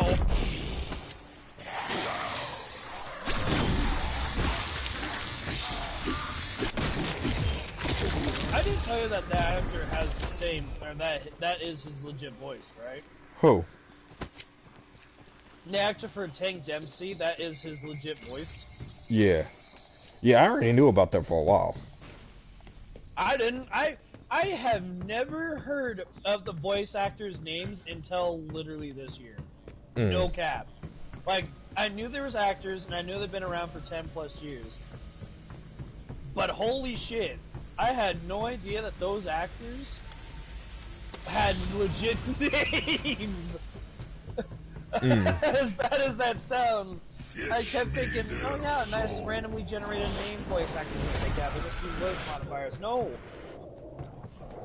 They got legit people. They used legit voices that they had. At least for Nikolai, and Papa. And then there's Tank that shit. No, that's an American. He's about 50-something-year-old American. Got his voice literally Yep, good old Wolverine and Sub-Zero. Yeah, and I had no idea that was Sub-Zero and Wolverine either until just this year. Yeah, he. And then, I'm about to say he been voicing Sub-Zero since what was it? In Mortal Kombat X. Holy shit! Mortal Kombat X was 2014, wasn't it? Somewhat, yeah. 14, 13. Yeah. Yeah, so he's been around on the Mortal Kombat thing for a while. People actually liked his Sub-Zero voice, probably the best. I'm not gonna lie, I'm one of those people too, because I feel like it really fits the character. For Sub-Zero? Well, yeah, like... Wait, for Sub-Zero... I thought Sub-Zero was Asian. Sub-Zero's Chinese. I'm just imagining the actor's voice on Sub-Zero. Only because in my mind, all I'm seeing is someone that's just... Well, to be fair, I forgot the actor's name. But, to be fair, he does play an awesome asshole character that's always pissed off. And Sub-Zero, if I'm not mistaken, in the storyline, he's a pretty pissed off fucker. Kinda. That'd be Scorpion, though. That's probably who you were thinking of. And that was done by, Patrick. Patrick, Seswich, or something like that. Oh, gotcha, okay. Yeah, but the new Mortal Kombat, he's been voiced by somebody else completely different, but it makes sense because Scorpion at this point was supposed to be a much calmer, in peace with himself kind of guy. Oh yeah, because isn't there two versions of him where like he's got the normal one that grew up with the anger, hatred, flame combusting skeleton. Well, it's Scorpion all the same, but but what it was though, he was brought back to life by Quan Chi as a Hellspawn, and he's been known for that ever since his resurrection. But then he been brought back to fully to life due to Raiden's interaction in X, and then later on found out the truth about his clan's slaughter due Sub-Zero. So my question to you about that then is there really a bad guy character in that game besides, I understand Total Khan and the other Khan is bad people, but like, is Sub-Zero bad? Is Scorpion bad? Okay, bad, here's what I can tell you who are bad or who's the biggest bad guys in the series. So, to start off, you have Shang Tsung. Shang Tsung was pretty much the first boss, the first boss / final boss of Mortal Kombat. So he was like the first bad guy you know. Then is Shao Kahn, who many people are even considered sometimes the biggest of the bad guys, but he's just up there as one of them. And then you also got Quan Chi and Shinnok, who were introduced in Mortal Kombat 4, but was told they were already existing characters since like the beginning of the storyline, which their names have been mentioned on a couple of occasions. Then you have Onaga, who is told to be almost more powerful than any of those guys for a couple of good reasons. And then and then I think that was technically it, but then you had Chronica, and then yeah, I think that was about it. And then the other noticeable bad guys, you have Melina, you have Baraka at a certain point. I think Reptile is kind of like in a mixture of good and bad. He's only loyal to whoever, I guess, makes the most promise to him. Same with Scorpion. He started off kind of bad, but he does sometimes have some good tenacity in him, depending on the who could bring him back to life or his clan / family. There's a lot of stuff going on with the lore of Mortal Kombat. Because I know that Sub-Zero is one of the ninja-esque fighters are trying to convert them into their clan. Oh. It was either that or it was I know who you talked about. You're referring to New Cybot. Yeah. That was the first Sub-Zero killed by Scorpion because what Quan Chi did, and he came back because through Quan Chi as the Wraith known as Nude. That was Sub-Zero's older. That was also Sub-Zero's older brother. Really? Yeah. Okay. Yeah. So then another question about that then. Is all of those, like I said, because I can't tell if they're ninjas, not ninjas, but are all, there's another big guy, are all of those characters, in a sense, within the same clan? No, Like, I know okay, they have different okay. clans, but I mean, like, are they technically within, I should say, are they within each other's level of power and whatnot? Okay, so here's what I can tell you. Sub-Zero, Noob Saibot, Cyrix, Sector, Frost, and I think there was... and Smoke, I think? Are all Lin Kuei. They are technically assassins. They are not ninjas. They are assassins, which is a big confusion, continuity between that and the Shiryu, which is what Scorpion is, who are a bunch of ninjas, for the most part.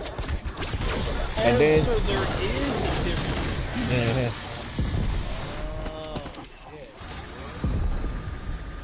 Yeah, so aside from that,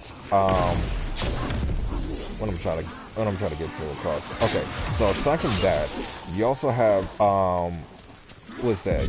You also have Jade Katana.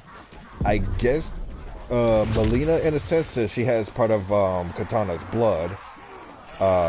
Tanya, I think I already said her, and Rain, they are all Edenian characters, and Sindel too. They are all Edenian characters, which is known to be, because Outworld used to be Edenia, but when Shao Kahn and Naga took over, it became Outworld.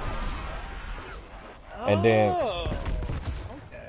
yeah, and then aside from that, you also have the Brotherhood of Shadows, which was, I guess, a group that, what is that, new Cybot be trying to get into, or is in, but it's part of the Netherrealm region of some sort, like they own individual spot. Yeah, Quan Chi is supposed to be the ruler of the Netherrealm, but for what I know, I think the only authority figure that's higher than him is Shinnok, who is supposed to be the one of the biggest bad guys of the.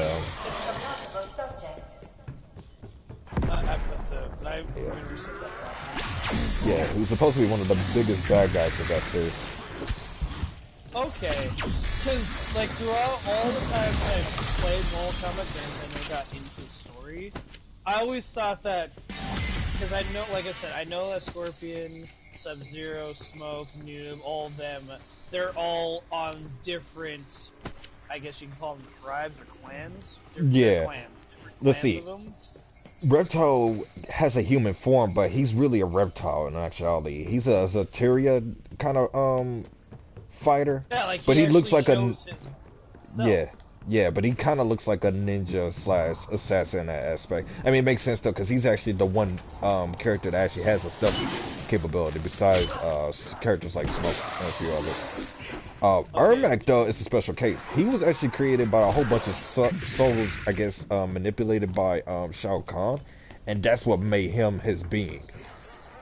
Okay, but and that's the thing is, I honestly thought every single one of those ninjas, they were after the same thing. Like, I thought they were all after or to make their clans powerful, or whatever it is.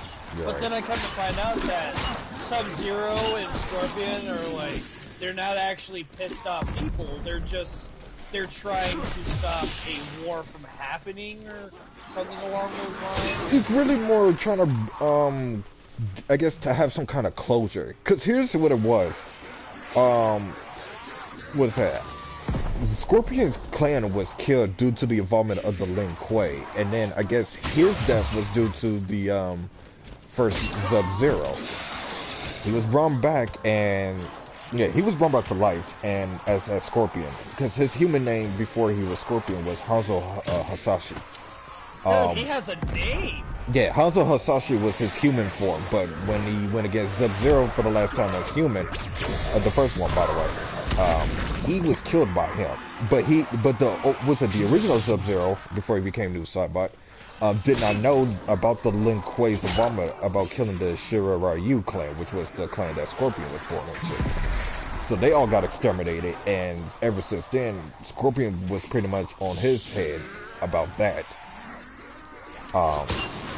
And I guess after the first Mortal Kombat tournament, Scorpion ended up killing him after having their 1v1 fight. And then now here it is, the second Sub-Zero, trying to avenge his brother's death by going after his killer. Finally bumped heads into him into Mortal Kombat 4, because apparently, for what the lore was saying, they actually, I guess, found out each other within the second Mortal Kombat, but Scorpion decided to spare him, and Sub-Zero was quite shocked about it in a way, although he never knew about Scorpion's involvement until like later on. And after the third Mortal Kombat, here comes the fourth one. They both finally bump heads, I guess, due to some kind of rumor about Sub-Zero being involved with the Lin Kuei massacre on the Shira Ryu. He fights him, gains the upper hand, but before anything else can be finished, Sub-Zero lets him know that, okay, yeah, the Lin Kuei was involved with your clan's slaughter, but your family's murder still remains free. This was a shock to Scorpion because he thought both Sub-Zeros was involved. But when he heard that, it was like, okay, so if y'all not responsible, then who was? And then it was, turns out Quan Chi was the one, you know, that was behind all of it. Which was, yeah, it was like a big mind twist scenario, because it was like, okay, so Quan Chi pretty much was behind the whole mastermind thing with the Lin Kuei and Shiryu complex. Especially with the Shiryu slaughter. So hearing that from both Sub-Zeros saying they had no involvement, you know, with the Lin Kuei's, you know, annihilation on the Shiryu, it was just like, oh man, I went after the wrong bad guys here. Well, and that's the thing, because, like, you know, you see Mortal Kombat X, Mortal Kombat 9, Mortal Kombat 11 even. Well, I don't know, Mortal Kombat 11 has showed Raiden, but either way, almost all the other Mortal Kombats, it always shows Sub-Zero and Scorpion always duking it out every single time. Yeah. So when I played it, I always thought Scorpion and Sub-Zero were rivals the entire time. Like, those two are just always going to go at their heads all the fucking time, not realizing that the storyline actually explains that it's not about rivals, it's literally about, what would you say, vengeance? In a sense, yes. Like, but you're not wrong, though. Like, because of these two bumping heads quite often, that does make them, like, the iconic rivalry and the iconic characters of the Mortal Kombat series. It's almost like Goku and Vegeta from Dragon Ball Z. Like, right. It's basically, okay, yeah, their stories kind of cross up to where they at right now and where they at before, but it's like, because of these two are such an iconic rivalry, it's like, yeah, the theme is going to be, okay, yeah, we got one Lin Kuei, one Shiryu, fire and ice. Pretty much polar opposites always going against each other, because it just makes things quite exciting. But it was also because based on their themes and their backstories, it's like, this is what, you know, brought them here now. That would make sense. Yeah. Yeah, and because in my mind it literally was just straight up, these two, one of them's pissed off for one other reason, or they're always rivals for something, a backstory that I never got into. But yeah. I never would have thought that Scorpion would have spared the younger Sub-Zero? Yeah. Yeah, like, because I know in Mortal Kombat X you see Scorpion and Sub-Zero both in their normal human forms without the glowing eyes and the face mask. They're wearing, you know, they're wearing their ninja outfits, but they're not wearing their mask. What yeah. they call their yeah, because the thing with X was that Sub-Zero, when he found out the truth about the whole massacre and stuff like that, he was trying to invite Scorpion over in the story, well, to, I guess, make peace with it, but he was also trying to let him know, like, hey, I found out the truth about it, and it almost went smoothly until Frost messed things up, but he gained Scorpion's trust a little bit after he froze her, because it was like, yes, Frost is strong, but she's not, you know, I guess mentally, you know, smart. He was like, I'll deal with her later. Which he did by eventually banishing her, because Frost, she is a skillful opponent, but she was always such a hot mess. So, is Frost equivalent to that other assassin with the flaming whips? Oh, you talking about Molina? So, in a retro... No, the dude that... I thought there was another Scorpion that had whips, or that had the flaming whips. Oh, flaming whips? Mortal Kombat X. At least I think they're flaming whips. There was a male character... Oh, Takeda. Okay, so here's the interesting thing about that. Takeda is actually the son of Kenshi, who is a, I guess a telepath. But he was raised under the Shiryu due to Kenshi's request, because he was actually trying to protect him. And according to that story, I guess the red, was it the red dragon that was under the orders of Tavion, was looking for Kenshi. And I guess Tavion's man and his group ended up bumping to Kenshi's wife and I guess a couple of other people within that moment, and ended up killing them. Kenshi, I think, somehow saved his son or whatever the case would be, but later on bumped into Scorpion, was asking Scorpion, hey, I'm going to hide him, but I'm only doing this so my son can be protected. Yeah, can you raise him and make him a better warrior so I guess he can handle himself and one day understand the truth? Scorpion, I guess, eventually come to terms with like, yeah, and then at that point, Scorpion kind of almost looked at him like that was his own son. So, Scorpion and Takeda, you know, they were, they kind of, you know, got some mutual respect towards one another. But at that time, Takeda actually hated his father, but Kenji did what he did for an understandable reason. He wasn't trying to leave his son because he wanted to. It was more so the fact that, dang, like if I'm always on the run and my son's with me, they're eventually gonna kill him too. Or my son's gonna, you know, go out for revenge, but you know, not ready to get his family murdered. Like Batman all over again. Pretty much in a sense, but they became good terms now, and it was just like, yeah, okay, now we see what's going on here. Yeah, because when I first saw that character, when it originally came out, my buddy was telling me, you gotta get Mortal Kombat X, it's so fun, it's so cool, you'll love it. And I was like, yeah, I'll buy it just to go up against you and lose a lot, whatever. And I saw Genji, I think is what it was, because I swear it's Flaming Whips. I have no idea what weapon it had. It's called lashers or it's lashers or whips, but yeah, it's part of his one of his 3 variation fighting styles. But Takeda was also a popular character too, so like he had a bit of the powers of the telepath and from his father, and some of his powers I think possibly came from Scorpion as well, because I know he had a teleport. So well, and that's the thing that I was wondering was, is this Scorpion? And like, no, if that was Scorpion, it was a Scorpion on there. I said, I get that, but why does he look like Scorpion without a mask, and why does he have flaming weapons like Scorpion does with his, oh, what are those called Scorpion has in his damn hands? Oh, the kunais? Yeah, is that what it is, or whatever it is that is in his hands? Over here weapons. Oh, well, it's called a spear, for what I know. Oh, okay. Yeah, you have spears, you have kunais. He has a saber as well, which was one of the coolest aspects of his fighting styles. Yeah, Takeda had like a lot of variation going for him, and the fact is that he was a unique character. He wasn't exactly a rip-off of Scorpion Kenshi. He was literally like, okay, I got abilities from both my father and my mentor, and now I'm a hybrid of something completely unique. That's what made him cool. Like, it's different from Cassie and Jackie, because they was like, okay, so pretty much the female versions of their fathers and maybe their mothers. That's pretty much about it. No, Cassie is just literally Mom, but with Johnny Cash. Or Johnny Cash with Johnny Cage. Johnny Cage and Sonya Blade. Sonya, yeah. And then, yeah, I had no idea Jax had a daughter. Yeah, pretty much when he came back to life, he decided to retire and go into this farm lifestyle, and I guess at a certain point met up with his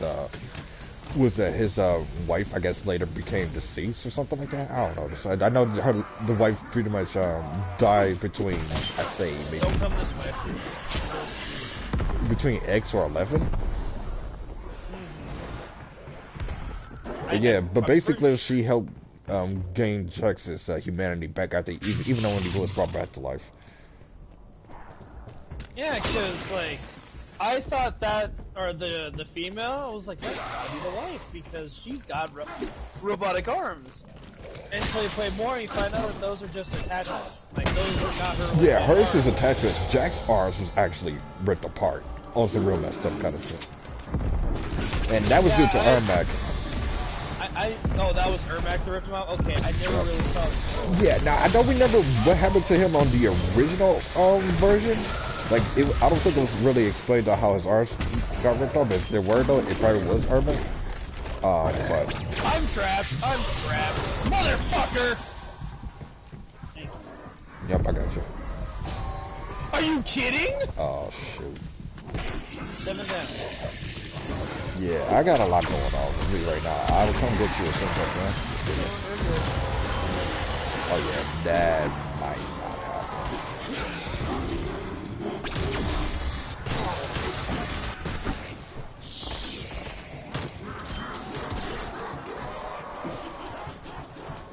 I'm over here trying to get kills, trying to kill the eliminations.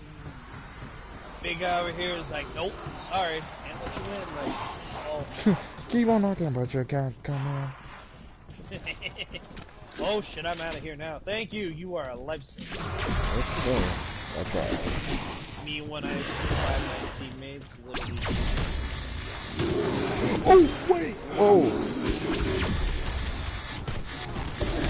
Oh Hello? crap! Yeah, I got surrounded. Hang on, I got a self-revive. Oh, okay. About to say, me, real close one. I need to grab Jug and Stab. Oh no. Alright, let me get quick revive, Jug, and Stab. Yeah, be careful though. I did spit the megatons in two, but they are out and about. Okay. Like, ever since I've been awake, I have not eaten the whole day. You haven't eaten yet? Boy, you need to eat. What's up, Steven? Oh shit, there's another megaton. A third? There's a second.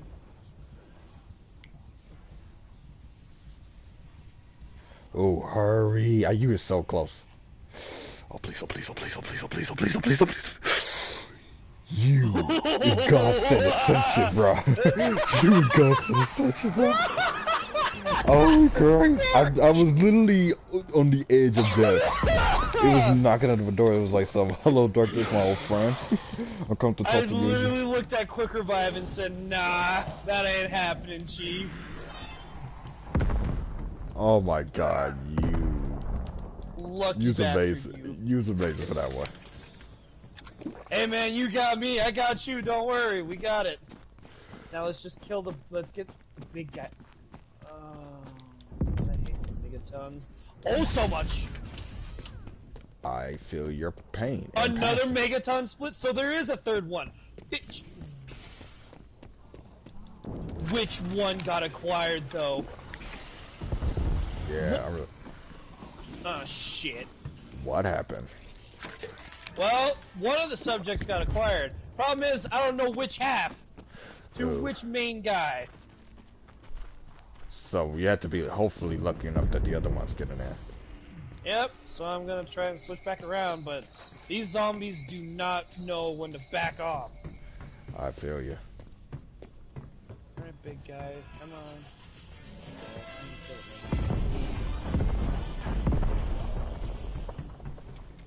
Oh, was it? Okay, let me go up here. Maybe I can tell by facing it. Let me see. Oh shit. I can't tell. It looks like two of them was actually already in there, though. Yeah, it's two already in here. Oh shit, then I'm coming. Go for it. Oh shit, fuck. Wow, we actually got lucky with that. Yeah, I'm over here like, what in the fuck? For anyone that's new to watching the stream, we know how to do the Easter egg on those rounds. We originally wanted to go for higher rounds, but we thought we'd do the Easter egg. Well, Fox did, just in case we got bored. Right. And then we started talking about Mortal Kombat.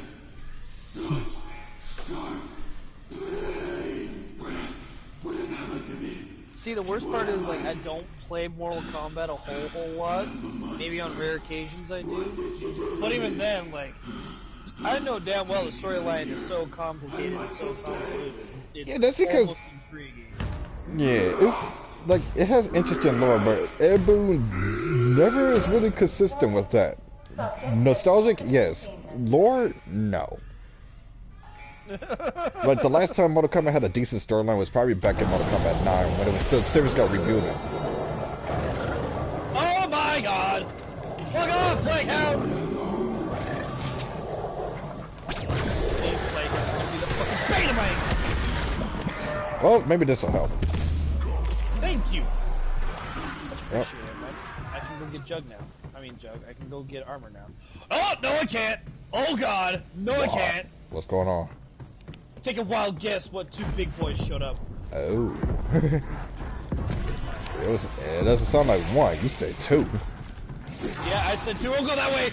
Don't go that way. Oh shit. Well,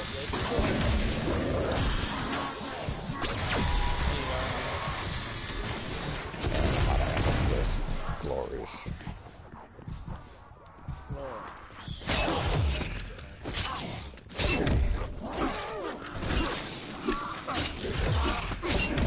Yeah, I'm gonna kill those two so I need them for my camos. Knock yourself out. I got them. I'm over here at the palm with them, so. Yep, and I got another Plague Hound! Seriously? whoever created the Plague Hounds, you're either a godsend or you're Satan's pet. Watch your back, the zombies coming right behind you. Found them, you like at the ass crack of dawn of hell. Oh shit, missed it. Right, they can knock your ass forward, I forgot. Trying to get ammo, but these zombies are saying, nah fam, fuck your ass. Okay. Leave him alone, you bastards!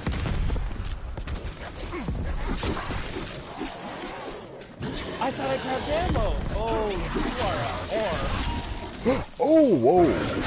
That was a crazy light spike. My bad. I'm not sure if it's really you, but I'm just letting it alright right now.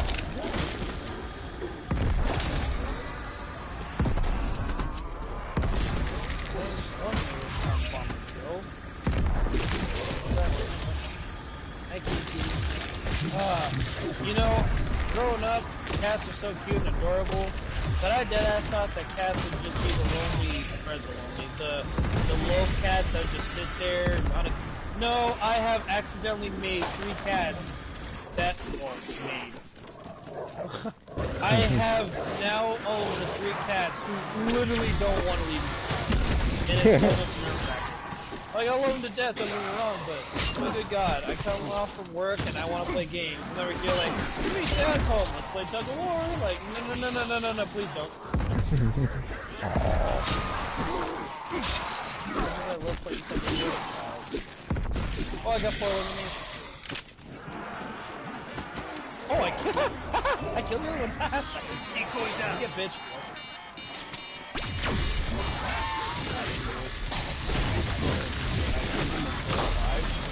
More. 4, 5. Zombie Rod over here is like, so, how's it going? Oh, you know, not too bad. Just dying left and right on my own fault. Like, you know, right? 7 downs. Oops.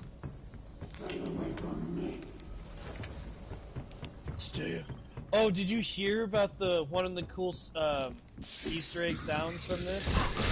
What's that? The little whispers before you turn on power, if you put it backwards, it says, help us out of here. Ooh.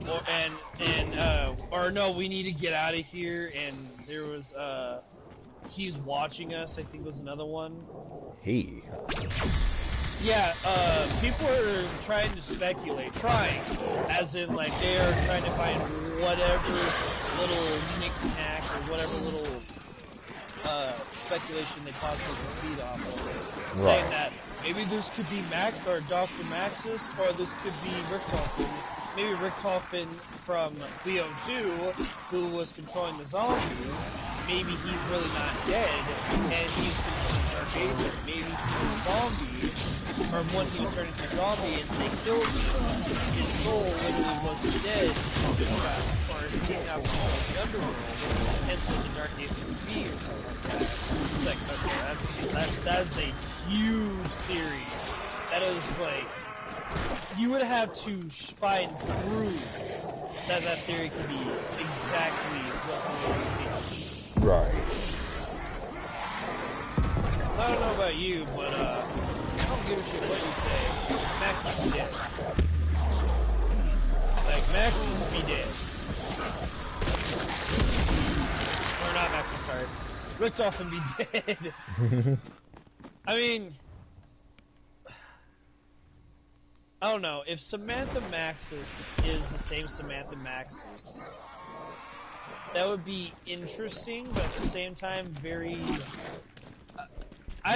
Me personally, I find it dumb, because I feel like in order for you to end off the Aether story, that would imply that you literally wiped everything out, which at the end of Tag or Tone that I saw, literally everything is wiped out. All you see is Sam and Eddie walking down the tunnel towards the light, and then it resets everything. Yeah, but you gotta remember though, they go into a place where they shouldn't have to, you know, they could live their lives and probably not have to worry about zombies so much. At least that's what it's, you know, that was the ideal thing for it. But now it might be something completely more. Yeah, like, maybe this was a test. or that was a test. Maybe that was a test. Maybe the original Aether was a test for one world, and for that actually and for all we know, like the Dark Aether is kind of like maybe she's one of the Ghostbusters in that sense.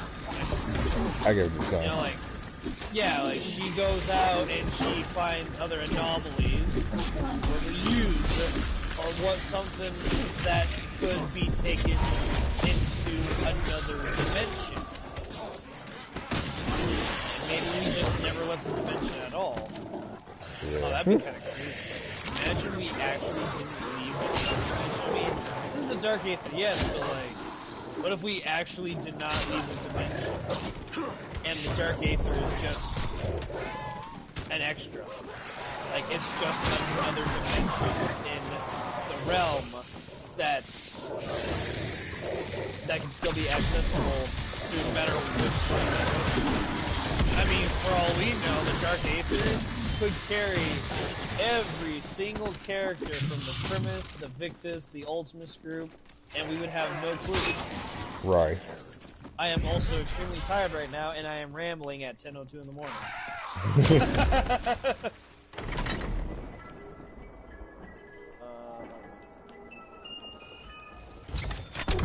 So my Sigma's maxed out. I don't know what kind of camels it's got.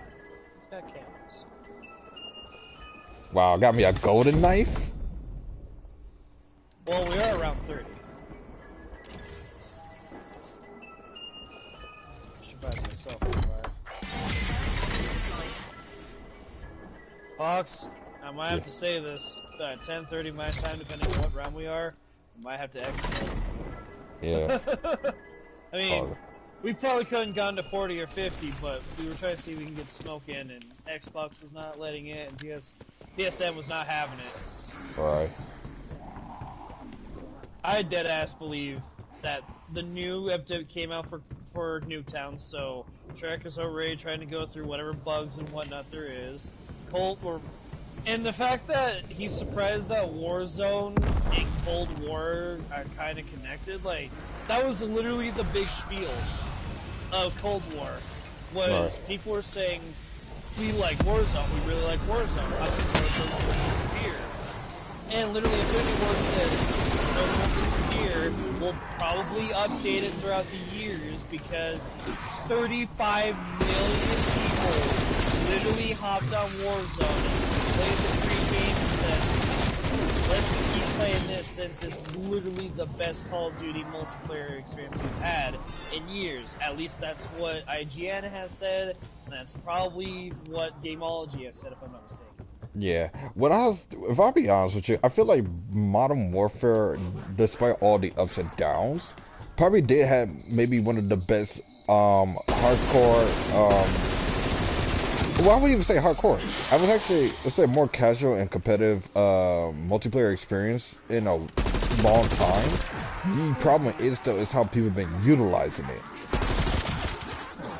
This is true.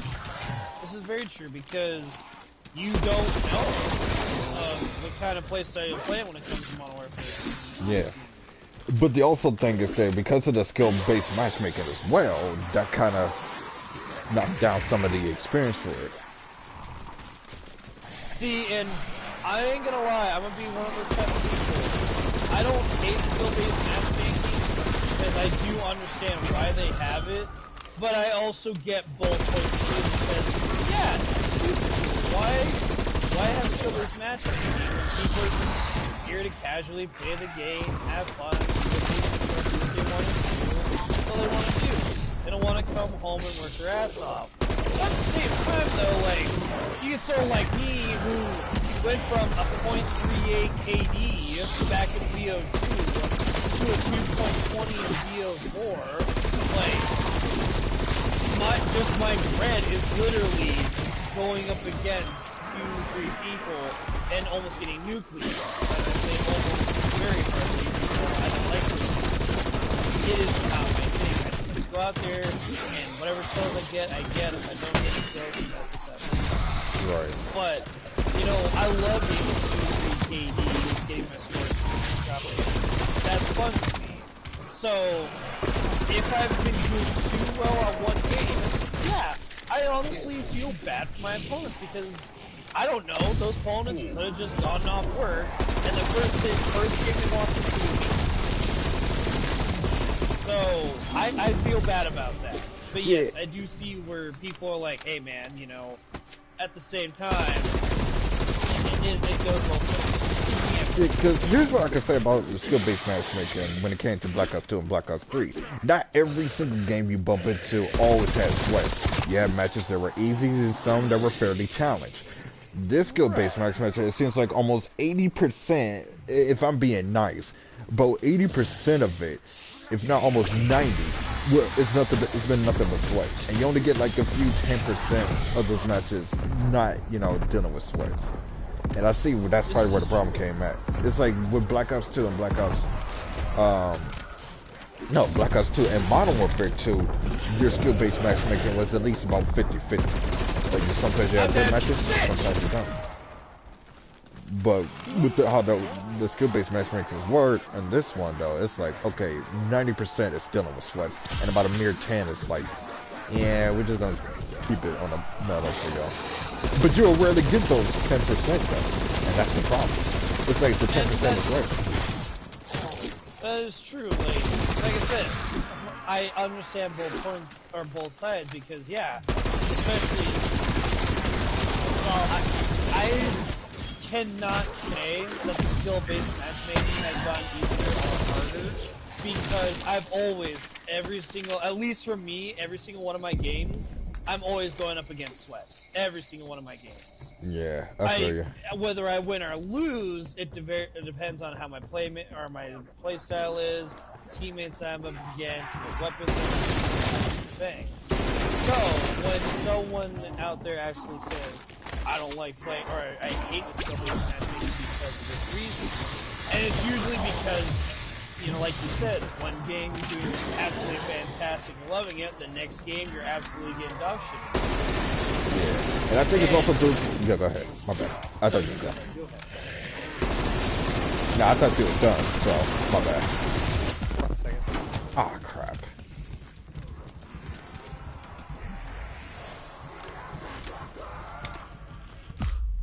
Oh, what? Wow. Be careful, there's a Megaton. Oh, is he split? Yeah, he split. Which is weird though, because by the time I came back and had health, he knocked me down with one punch and I was dead instantly. What a bitch. Thanks. Well, yeah, no problem. It sucks though, I didn't have no armor for it though, after I got down the first time, so. Oh god, yeah, these fuckers eat armor like it's breakfast. Yeah. So, what was I going to say? Oh yeah, the thing was, with the other Call of Duty is the fact that you can also have a particular match based on, like, who has good connection, or who has, I guess a certain server setting where it's in the same area, like the United States. It's almost like, okay, we had something like that, and it didn't make things complicated to, you know, bump into matches where 9 times out of 10, it comes off good, comes off fair, comes off kind of balanced. But now you got matches where it's a bunch of sweats, it's a bunch of hackers, modders, etc., etc. And at the time, though, hackers wasn't really much of a thing then, like, because they sometimes will make the game fun. But now it's to the point where they can kick people out of lobbies, they can shoot people through walls, nowhere near them, they can't even be killed. Aimbots. Like, it just made the game nearly impossible to enjoy, and not to mention they ruined some of like the best Call of Duty games of all time, mainly Black Ops 2. Well, I was gonna say that, like, all that started in BO2 for me, because I didn't see it in Ghosts, I never saw it on Black Ops 1, BO3 I have yet to see it on, honestly, in my personal opinion. I had a few occasions with Black Ops 3, but not that often, but in some cases. And then, But BO2, every single time BO2 on one in the chamber, or 6 in stones, or TDM, or search and destroy, someone was always modding with either aimbot, or they were trying to spawn in random score streaks at the beginning of the game, or you could knife lunge from a distance. You didn't even have to lunge; you literally could just knife from distance. That got super annoying. Yeah. And I never, like I said, from my experience on BO3. I have yet to walk into someone using mods or hacks. I don't know. I never saw that on PS4, BO3. On Xbox, even on Xbox too, I never saw that. But if it is a connection thing, I mean, that makes sense, but to a degree, that could kind of make sense, because they've also said too that skill-based matchmaking has been around even before COD 4. Yeah, Like, that's true. Apparently, and as true as that is, the only reason why they've done that is because so many people have literally bitched and complained about how they get off work, or they come from school, or they just want to relax, want to play games, and then they come in one game and they're getting absolutely dicked on, then the next game they're doing absolutely fantastic. But then you go to like BO2, and like you said, they have the internet connection thing, or skill-based matchmaking, which I have to admit, that is stupid. Because some people just cannot buy the best of internet, but yet you're going to put them against other people's internet connection where they don't have 4-bar, and the only person that actually has a 4-bar gives everyone 150 latency issues? Like, that's kind of shit. Well, that is bullshit. That could be seen like that in one aspect, but I felt like when they did something like that, although I'm pretty sure the skill-based matchmaking for that was a little bit more than just that. I was about to say, what I felt like what was going on with that is more so the fact that it had it going on to the point where it puts you with people that has the exact same connection. Like, I don't think that it'll put you against somebody that that had terrible connection. But I will say that it probably had a chance, but I don't think it was the likely, reason of it. I really hope so, because there's been BO2 is about the only time that I had those issues. Because literally one game I could go 36 and 13. I was playing on the Egyptian map. You said Egyptian map?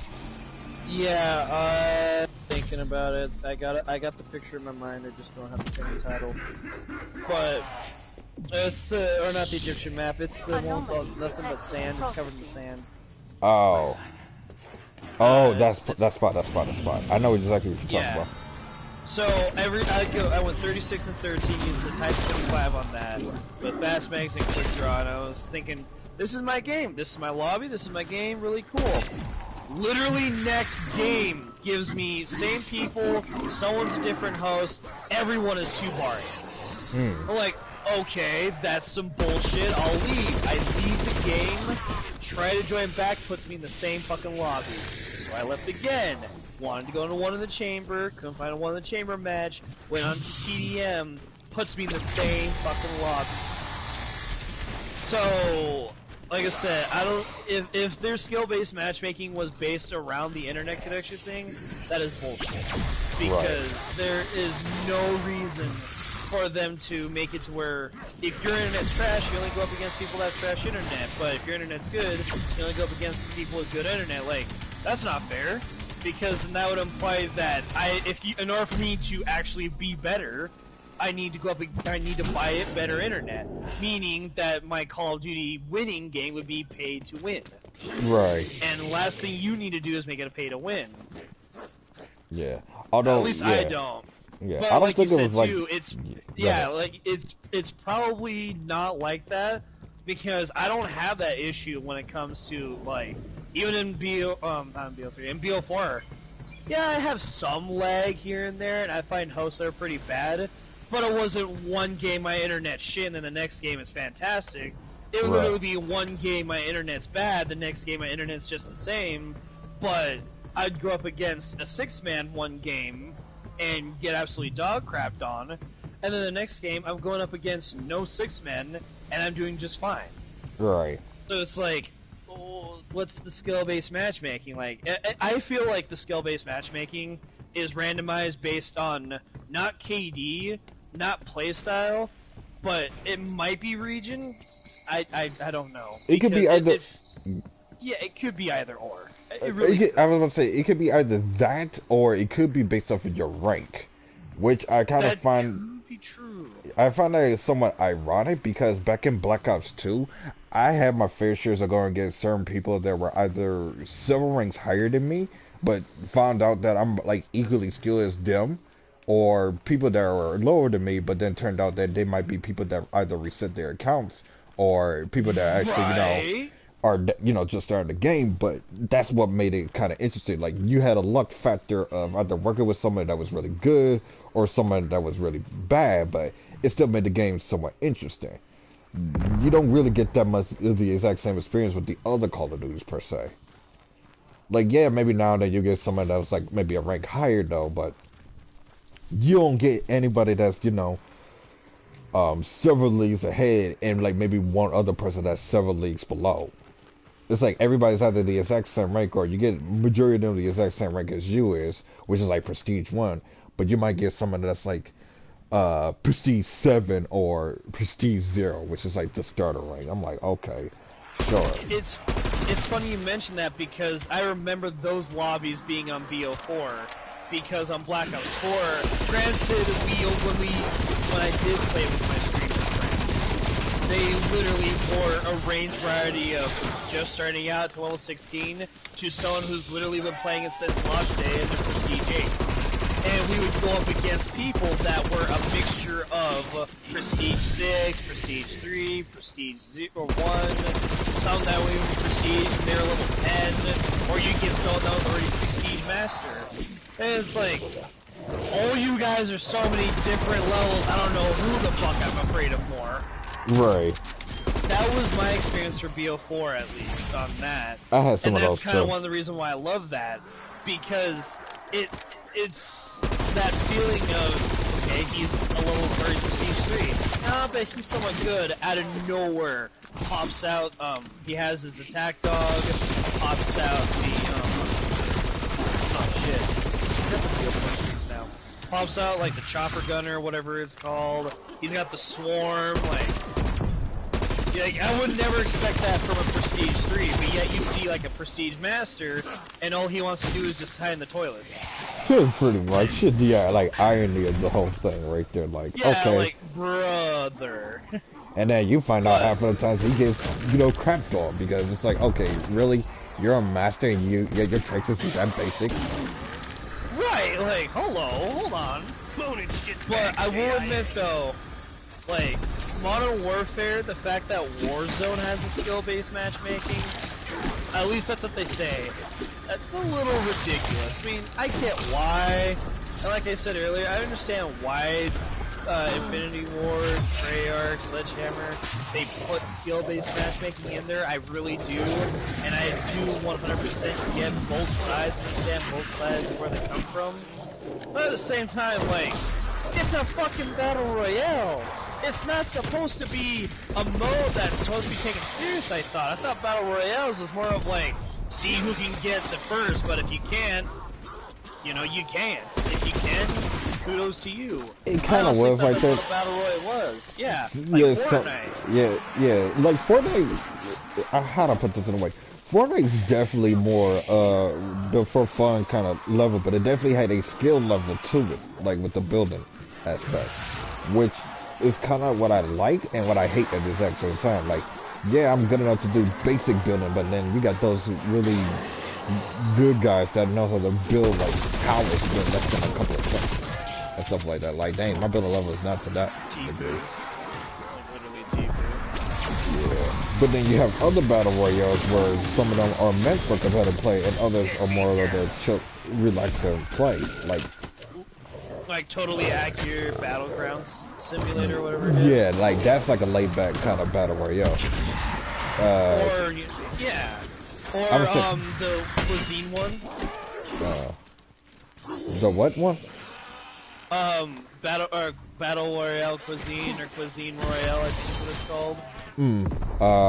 What else? And then Yeah, I think it's something like that. And then you also had, I think what's that? Spellbreak is also a battle royale. There's been a couple others that could be played serious, but are really meant for more of the relaxing play type, or just you guys to have fun. Fall Guys. Exactly. Fall Guys, yeah. Like, okay. I do not, in my opinion, I haven't played the game. I've only seen gameplays. But in my opinion, I don't think Fall Guys is a battle royale. I think Fall Guys is literally a racing game. It kind of does have that vibe. I'll say that. I get that you're not racing like laps and using vehicles or whatnot, or you're not running from point A to point B. But on some maps you are, most maps you're not. But it just feels like a race to see who can last the longest, and you're trying your best to push off as many enemies or players off as fast as possible, so that way you can race to the finish line and being the prime on my way to being the first. Oh, don't worry about it. I gotta revive. Never mind. Turn back around. Yeah, but nah, you're right on that. That's probably what it is though, too. And then I was about to say, there's also battle royales that that looks fun, but definitely probably have a more competitive feel, like PUBG and Apex. PUBG, oh damn it! I was just about to say that too. Like, PUBG pops my mind. PUBG or DayZ. I know DayZ is a hard competitive one. H1Z1 has some of that going on too. Like I get competitive games. Like I don't know. When I think of battle royales, literally the only thing my mind hits as it's you versus 99 other players on a solo match thing. It's you versus 99 other players to see who can get the chicken winner chicken dinner. Right. Gee. But people also look at it as, no, this is where the real skill is at, because it's you versus 99 other players. It's like a free-for-all, like, okay, yes, I get that, but at the same time, I mean, do you really gain anything out of it besides experience? Right. I mean, I'm pretty sure, even in Blackout, you didn't gain levels for your multiplayer. You gained levels for the Blackout, that's about it, but not for the multiplayer. So it was kind of pointless to play Blackout. It was fun when you took out the aspect of how serious it was supposed to be, or it should have been. It was actually fun, driving the planes. The very first time you actually can drive vehicles in a Call of Duty game. Like, that was so cool to do. But when you had, because like I said, I have some streamer friends that took games a little too far, and were a little too, they didn't understand, I should say, but they literally looked at Blackout at the time and said, this is the most fun I've had on a Battle Royale. And that's when the game came out. Okay, fine, cool. I'm glad you like it. As soon as Modern Warfare came out with Warzone, nope. Blackout was absolute shit. Warzone was beat fast, yada yada yada. It's like, really? Warzone, yeah, it's smooth and fluidity. It feels like multiplayer with 150 players instead of 100 players. But Blackout is Call of Duty. Treyarch literally didn't make Blackout for it to be, aesthetically nice and realistic with so much detail. No, Treyarch has always been the Call of Duty creators that has made goofy-looking Call of Duty. It's like Black Ops 1, Black Ops 2. Yeah, the storyline's fantastic, phenomenal. Zombies, whoever the fuck has zombies, don't care what map it is, I'll play it. But not once have I ever looked at a Treyarch game and said, besides World at War, but I feel like that's a category of its own. Right. But like Black Ops upon that, almost every one of their games is always vibrant, colorful, always has some goofy shit to it. The characters even break the fourth wall. Like, you can't tell me that Treyarch doesn't look at those games and say, we didn't make a Call of Duty game, we just made something that was actually interesting. Right. I mean, and everyone could say that's wrong too. I mean, yeah, everyone's their preference. To me, that's how I feel Treyarch is, and I feel like Infinity Ward's more of like, granted, Modern Warfare games, that's what they've made, so that's probably just how they get, but I deadass think that Infinity Ward does better with more realistic stories, multiplayer, stuff like that, or I should say, have realism to it. Because really, you're going to have one studio that makes just, back at the time, yeah, they made what, World War I, World War II games, Battlefront games, I think is what it was, or like Red Baron, whatever it was. So yeah, like that time period, it was very old school. There was really not a whole lot of catchphrase to it. So when Infinity Ward made Modern Warfare, everyone loved it, everyone praised it, yada yada yada. Then when Treyarch made World at War, still going back to their time period, like I said, it's its own category, but at the same time, when it comes to zombies, you know damn well Treyarch looked at zombies and thought to themselves, no one's gonna like this, it's too silly, no one's gonna want to play this, it's a little creepy, yes, but, you know, it's just a survival game. Then when people actually started playing it, they thought, fuck it, let's just make all of our games enjoyable by making it as dumb as possible. Right. Like, and then you go into Black Ops 1. Yeah, very pretty colors, gorgeous scheme. Yeah, it's a little dark because it's Vietnam, and Vietnam's always been a dark subject, I get that. Yeah. But, you know, then you go into the zombies, and yeah, fucking monkeys and astronauts, or, you know, even on multiplayer, you can get the thunder gun from an Easter egg on the Kowloon mission, like, what? I've never seen... The only thing goofy that I've seen about an Infinity Ward game is been the teddy bear with the golden deagles on Modern Warfare 3 on the Resistance map, I think. Oh yeah. Oh yeah, Rick's pointing out something interesting. Fall Guys is a party game like Mario, which in a sense that is true, because despite being a battle royale game, it definitely felt like more of a party game, where you can sometimes team up with your friends, but then go against pretty much everybody, because it's all about who's going to become number one at the end of it. But that's just it. It's to me, I feel like that's a race, because you are trying to become number one. Like in a race, you are also trying to be number one. Granted, then, if I'm going to say that, I might as well say all battle royales are. Well, I did say that. Yeah. I might as well say that like all multiplayer games they would be a race. Which then, if that's the case, then almost anything nowadays would be a race. Which is not true. But I do see the Mario Party on that, although call me old-fashioned, I prefer Mario on the Game Boy Advance than I do on the Nintendo Switch. Oh, really? You're probably one of the first two that ever said that. Because my very first ever handheld console that I had was Game Boy Advance SP. I played Mario and I played Super Mario 64. No, that's Nintendo 64. Yeah, whatever that Super Mario game was on the Game Boy Advance. And it had another game called Mario Brothers. And I loved playing the fuck out of that. It was so fun. I had no idea what the fuck I was doing, but it was so interesting to just play. You talking about that game? Okay, those are really the Mario and Luigi adventures. Yep. They were based off of.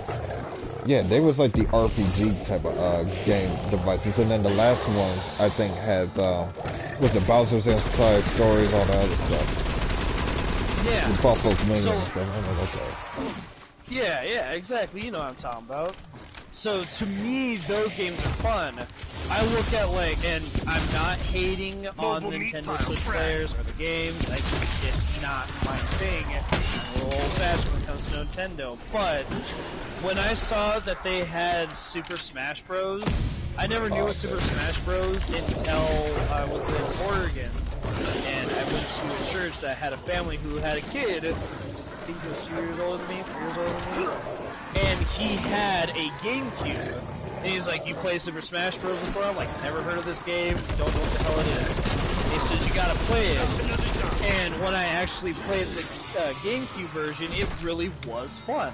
I enjoyed it, it was a blast, because just the feel of the classical gaming systems was so nice. But then I see, Super Smash Bros. What is it just Brawl? Brawl? Well, or no, I'm talking Ultimate. about the Nintendo Switch. Oh yeah, Ultimate. Yeah, so when that came out, I'm not kidding. I literally saw it and said to myself, they need to stop making remakes. Leave that shit in the past or try to make something new as best you can, because... But, you know, like I said, the only time I've ever really played... Really? Shit. The only time I played Super Smash Bros. Or Ultimate on Switch was a few months ago. I was playing with a few of my other buddies, and I had no idea what the fuck I was doing. They had Kirby in there, they have a few characters from Final Fantasy, they have a few characters from Pokemon, like... I don't remember there being that many characters in Super Smash Bros. Otherwise, I wasn't been paying attention, because, if I'm not mistaken, there was like, what? Oh, the first Smash Bros. Characters? Had, what was it? The first Smash Bros. Had 12. The second 12. had 25. Brawl had 35 characters, maybe 36 because of some of the alternatives. And then Ultimate, I mean not Ultimate, but Smash 4 had about like anywhere from almost 40 or 60 characters for that one. And then Ultimate got like about, what, almost 90 to 100 now. My god, see, and that's the thing, is like, that's one thing that I like about the classics, it's just, in granted you could say move on, and I probably should, but, I don't know, man, I'm very much, you know, the kind of person that'll go, huh? I was gonna say, Smash Bros. Was really run known to being like a crossover kind of game, so, you know, video games, yeah, so it makes sense when they did, you know, all those characters, especially from other companies. It was based off of video games, and it was just a massive crossover. See, I had no clue about that also. Maybe that's probably why I was so upset about that. Yeah, because... So think about this way, because Mario and Kirby are two different video game franchises that came from Nintendo. But because Nintendo, like, because, you know, they are under that franchise, that's why Nintendo had that humongous crossover. That's fair. That makes sense. See, now, to me, just... Go ahead. Yo, no, you go ahead. I interrupted.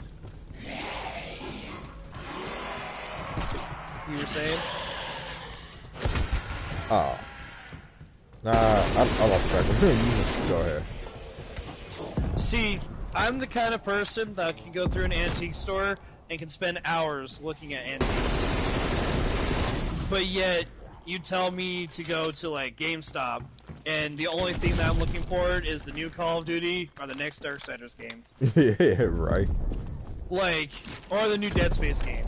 Like, that is how my mindset is on newer games. If it's not, You're not special. Believe me. Fuck you, Mega Blaster. Where's the other one? Did you kill the other one? Yeah, I kept the other one. Okay, just want to make sure.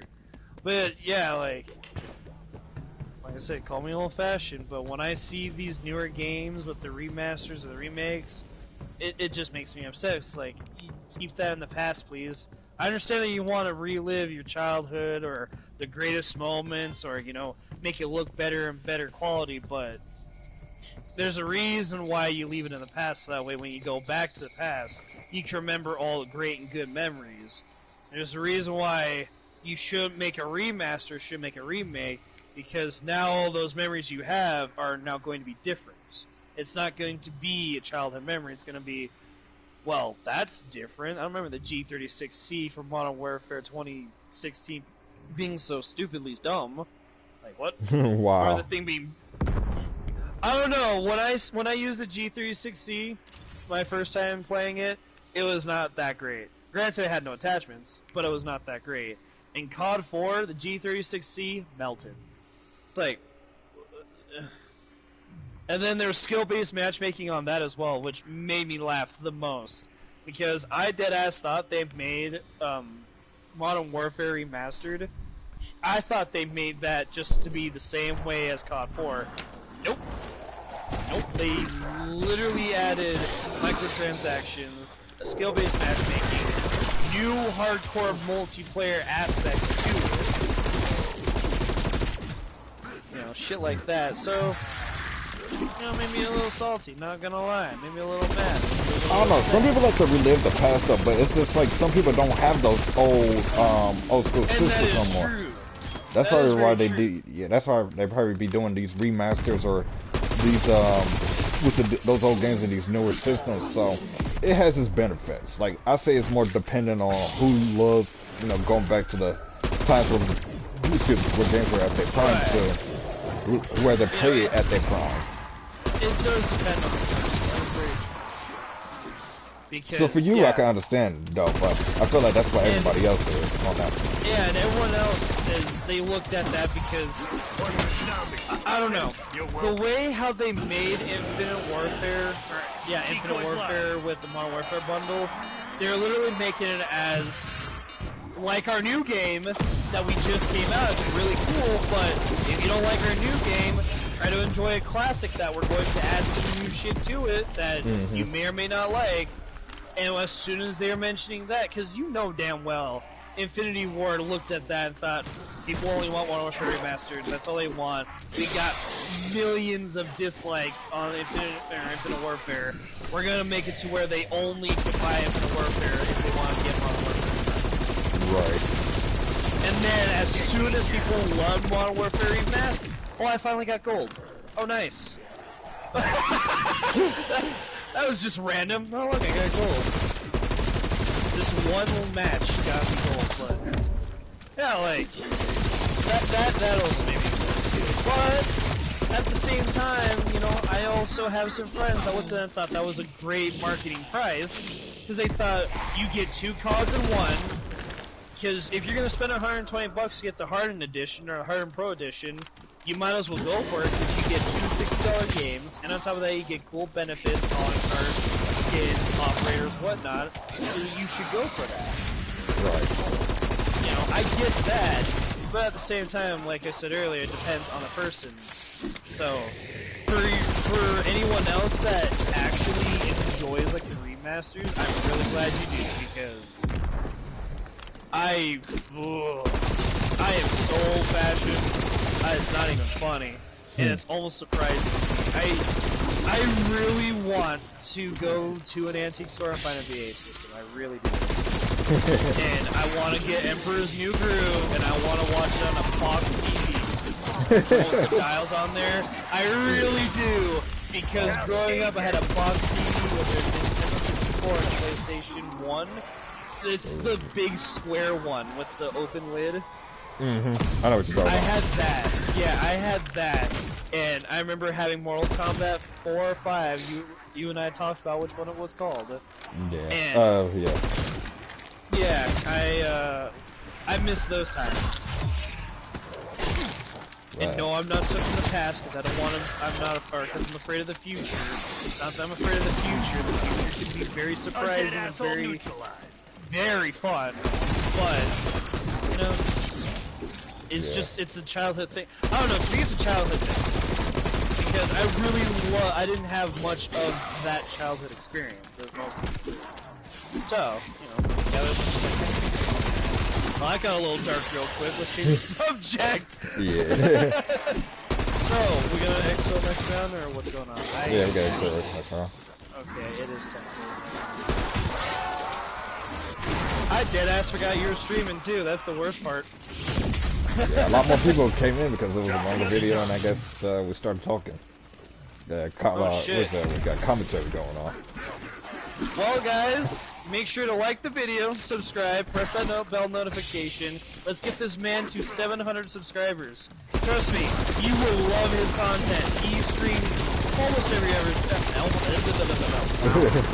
I butchered that, my bad. He streams every day, at least tries to stream every day. This man is lots of fun, always enjoyable to be watching and play with. You gotta do it, you gotta click it. If you don't like it, you don't like Chinese food. That's a horrible diss.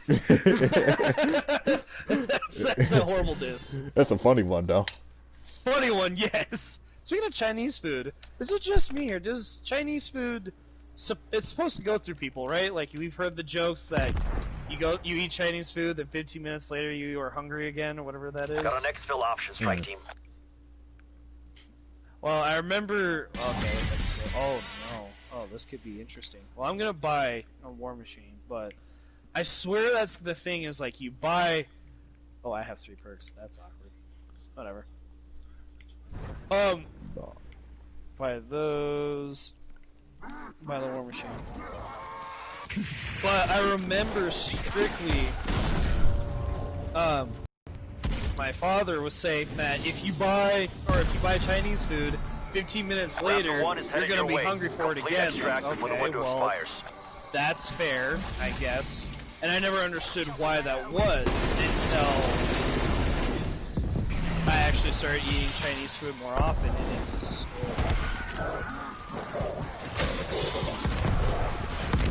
Simtex grenade.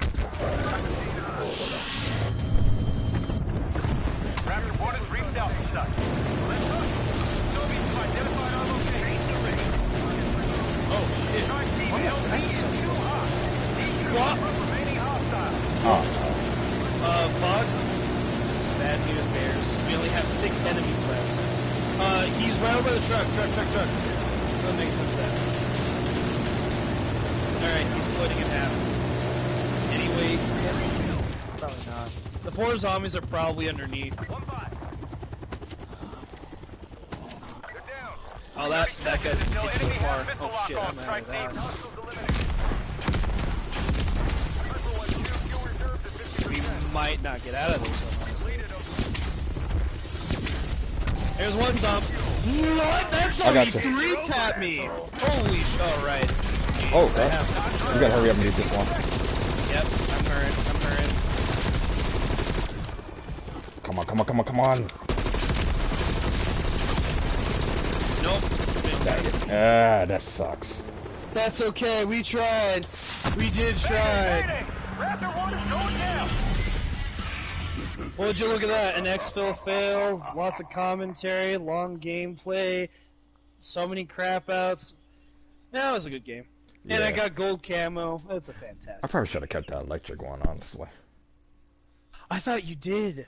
I did went you for have the fire one. Yeah, because the fire normally does the strongest amount of damage. But I guess it was not doing that for me. Maybe the fire does strongest amount of damage younger rounds? Wow, that sounds wrong. Later Lower rounds? yeah, lower rounds it does the strongest, but I don't know. I probably should have cut the electricity because at least it had ammo and a lot of other stuff going on for it. That's okay. I somehow have... I am still salty at the fact that they reduced the... I'm glad they reduced the camos, but I'm still mad. Literally, guys, this fucking update literally gave... I went from 750 eliminations, 5 one-tap kills. I had to get 750 of those. And then, just a few days later, after I get Plague Diamond camos, for my launcher and my pistols, literally it's now get 50 of those. They scrapped 700 of those. They should have done it at the start, but whatever. I'm assuming that's the end then. Well, yeah, I mean, I'm going to bed, but are you done? I'll probably be done with Cold War, but I'm still gonna be on the game.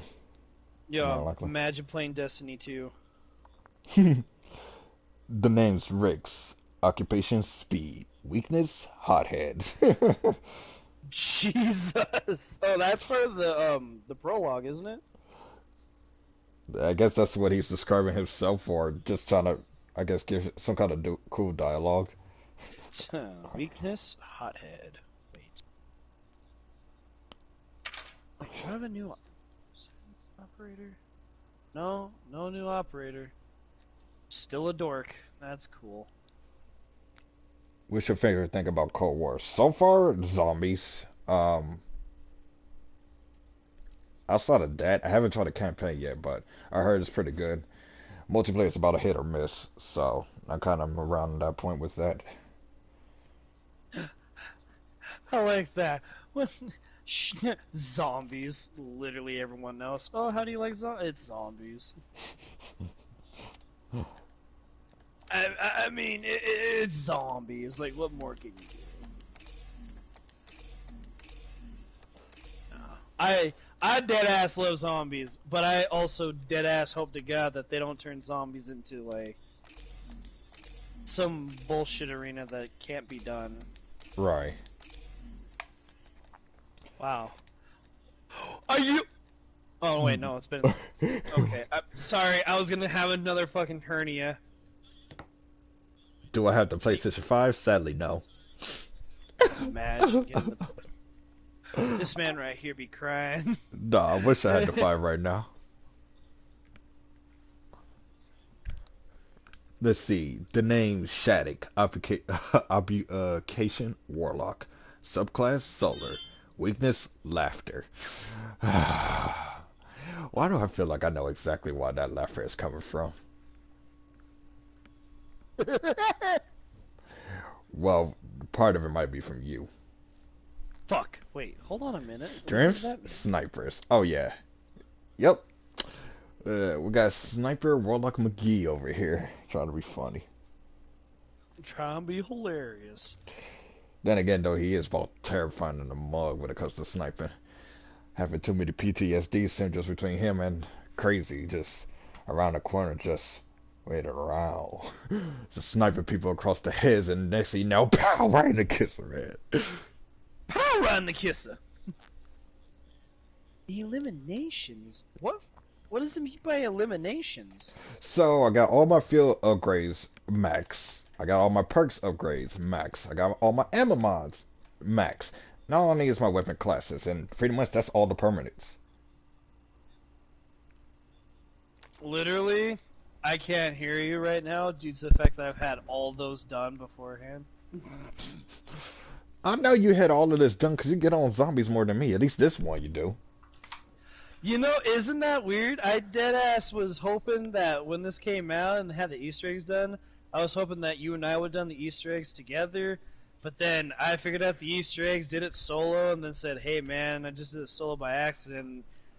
The only reaction I got was, nice. I mean, because don't get me wrong, though. Like, it was cool that you did it solo, and I was really happy about it.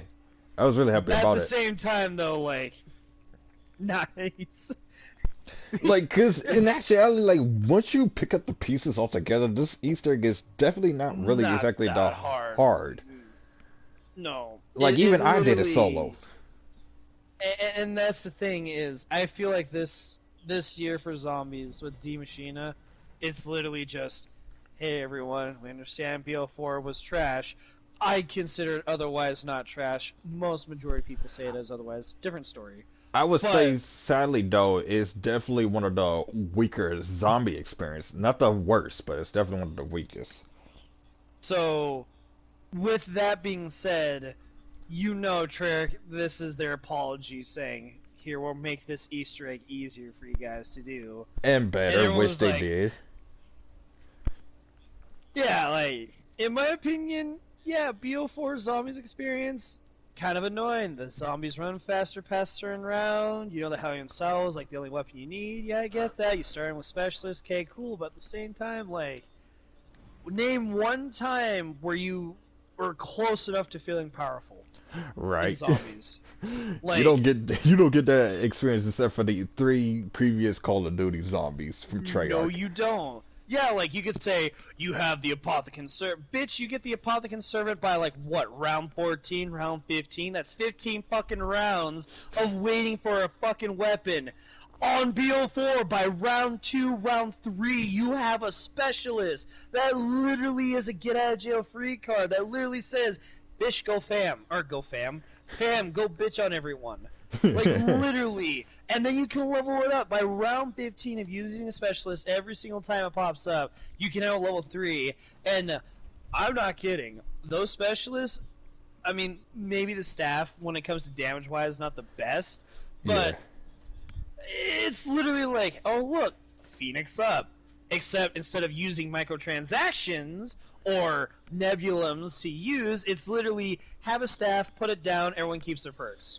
Yeah, I would say it's the strongest in terms of a support special weapon, which I found that to be like maybe the only acceptable thing I would rather have when it came to zombies. But then you got these yeah, they cool, powerful offensive weapons, but it's like, dang, like that kind of takes the the interest off of zombies a little bit, because it's like, okay, so if you was gonna put an That amazing does weapon, make I'd sense. probably be alright dealing with the staff per se. But then again, though, having a healing factor with the staff would kind of be overpowered, except for like maybe a solo run.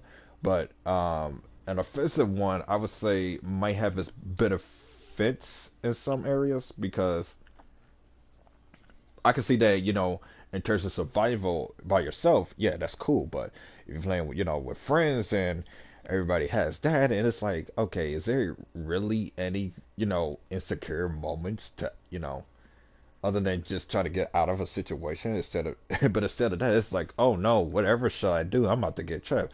Pull out special weapon. Oh, never mind. Okay. And that's true, like, but then again, I get that too. It does make you feel like there's nothing to be afraid about zombies.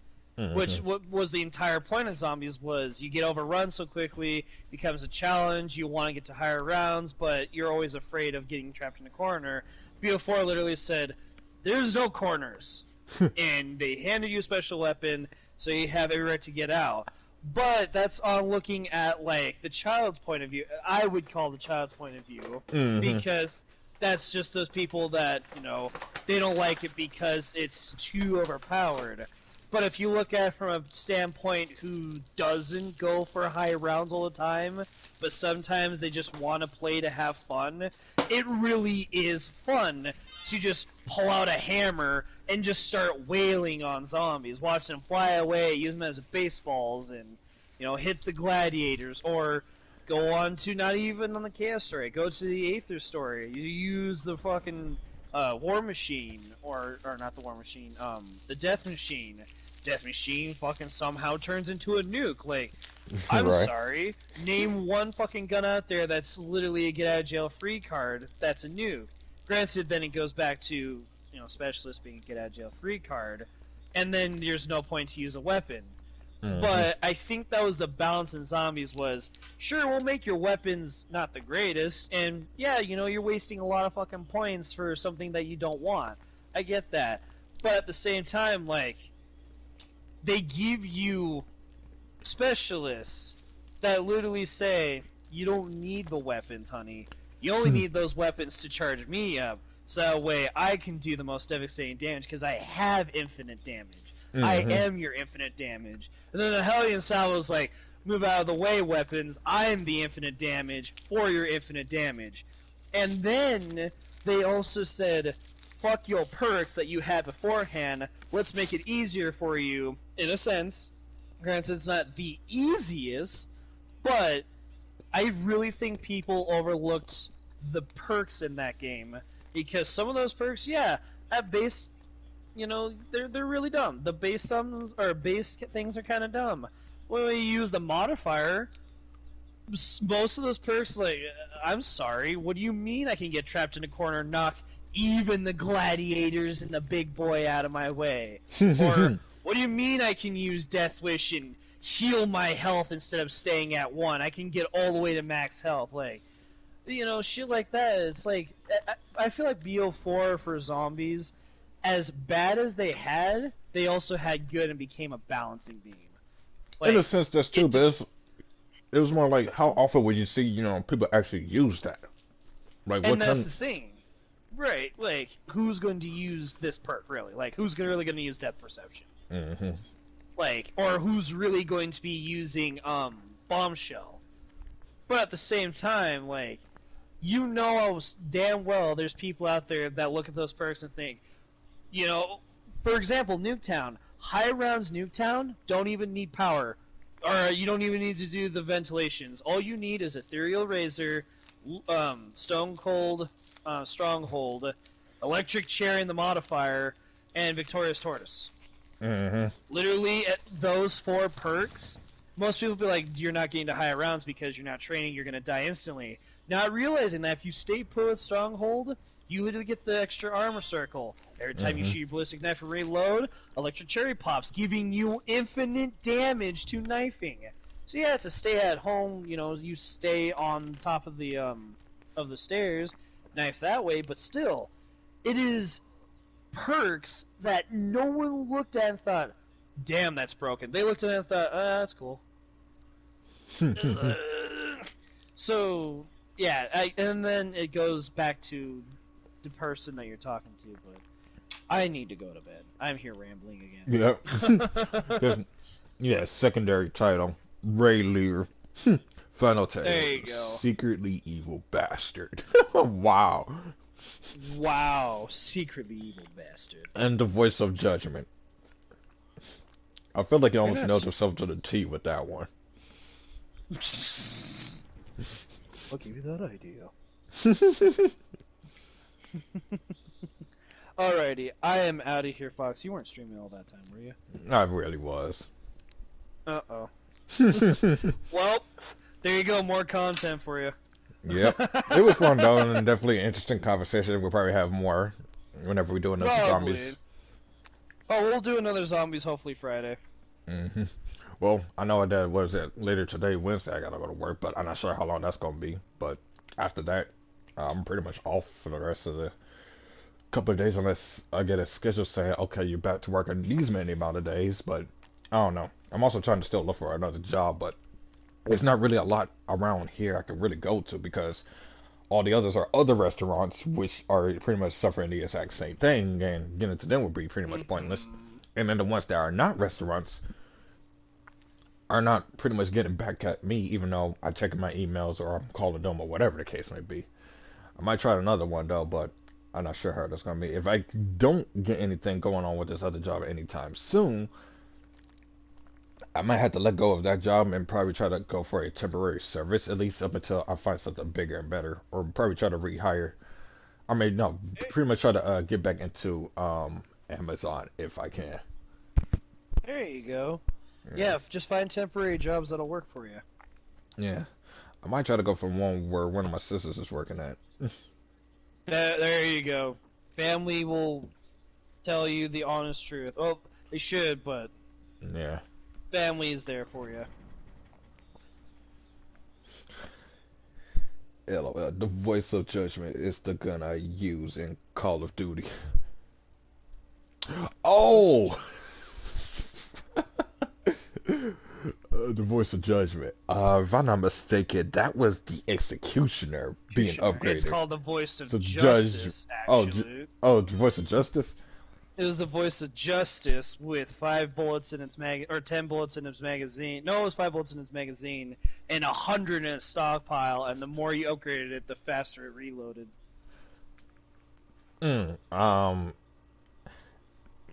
You could Black Ops 2. Yeah, you could upgrade it more than once, but it was just normally give you different sights or stuff like that for certain guns. Yeah, for certain guns, give you different sights, or some cases they give you different attachments. Not like extended mags where like you get a foregrip or a stock, but the voice of justice, literally with the executioner, you level that or you pack punch that thing 4 times with speed cola, instant 5 bullets within matter of 2 seconds. And we always theorize, like, if you kept pack-a-punching this, how fast would it get? And we dead-ass thought, holy shit, 1 second all 5 bullets are in. And it's like, no, you pack-a-punch it to a certain limit, and then it stops from that point on. You're just wasting money at that point. Pretty much, but I will say that gun is surprisingly powerful. That thing was destroying zombies and certain mini-bosses. My god, like... I also had buddies that told me, and I really don't know if this part was true or not, because I never really cared for it. But they said, you gotta get the voice of justice on round 20, because then it becomes a round 20 weapon. Like, no, it doesn't become powerful on that round. It's still the base level weapon, because it was on BO1. BO2, I'm pretty sure it was as well. I think that was for all of them. This is like the very first time where like you start with your starting weapon, or whatever weapon you have, and it can be broken all the way through the rounds. Yeah, most of the weapons that you start off with, I believe it's the M1911 pistols, but some of the other Call of Duties will probably have something different, but pretty much something similar. A semi-automatic pistol you can start off with. The Executioner was either a box or a wall weapon in some occasions, but pack-a-punching it was definitely supposedly a warm welcome, because When he used it, I had no idea it was going to be that powerful. I knew it was going to be strong, but he made that look strong when he was using it. And to be honest, though, round what was it? We was on Nuketown. I think we was on 30 going on 40, and was still surviving too. And that boy was still like nearly a one hit almost every single situation. And there were, I think, at certain points where he didn't have double tap, and that boy was still slaying. And when he did have double tap, man, that thing was terrifying to go against. Yeah, no, that shit is stupid broken. Right. But then I was mainly the what's that? The LMGs and a couple of the other weapons back in that. And then when I found out some of the glitches and other tactics that you could do with those with the other weapons, I'm like, oh man, I'm missing out. And I finally caught up to it. I'm like, okay, cool. So that was like the AN-94, the hammer, the LSAT, the sniper, the SVU in particularly. I remember the money glitch. People was pulling that off. I was doing that too back in for was that Die Rise and Buried. Buried. Oh my god, I was loving it too. I was just getting money after money after money. I had to go back and probably do that again too, honestly. Right? I have it on my PC, and I'm thinking about every now and then I'll go back on the PC, go back on the Buried, get my PhD on there, or PhD flopper on there, the perma perk, get 4 perks so I can get Tombstone, and then use the time bomb strategy to get up to 1,000,000 points, put all the points into the bank, then whatever left over, get back to 1,000,000 again, and then just play just because. Man, yeah. I remember doing that too. just straight up using the perk glitch. Oh my god. So and then the Ray Gun Mark II was also like an OG thing to have back at that way too, because I still see that trailer in my fucking head. And now, brand new, more than ever, the ray gun has become powerful. And not just any ray gun. We are using the legit ray gun Mark II. It is the only ray gun that feels like a ray gun, that acts like a ray gun, that probably is a ray gun. That's probably better than the original ray gun itself. I don't know how many times in that trailer when they announced Barry that they kept saying ray gun. Because I remember seeing Mr. Dog JD at the time when he had like a few hundred or a few thousand subscribers. And he was like, guys, this is going to be like the best time for Call of Duty players to get into Call of Duty because the Ray Gun Mark II, it actually goes through zombies. Isn't that the craziest thing in the world? And, you know, all of us being, 14, 15-year-old kids, oh my god, it's so cool. It's a dream come true, hilarious. And then looking back at it, it's like, yeah, that gun's badass, but I don't know. When I got it, the first time I got it, it was really cool. But then BO3, when BO3 came out, I was like, oh yeah, Ray Gun Mark II was in BO3 Zombie Chronicles. Yeah, but it's so rare to get it, though, honestly. Like, you don't really get it. And that's probably why I don't care for it, is because it's one of those box weapons where you get it or you don't get it. If you don't get it, you don't get it for a while. And if you do get it, you cherish it.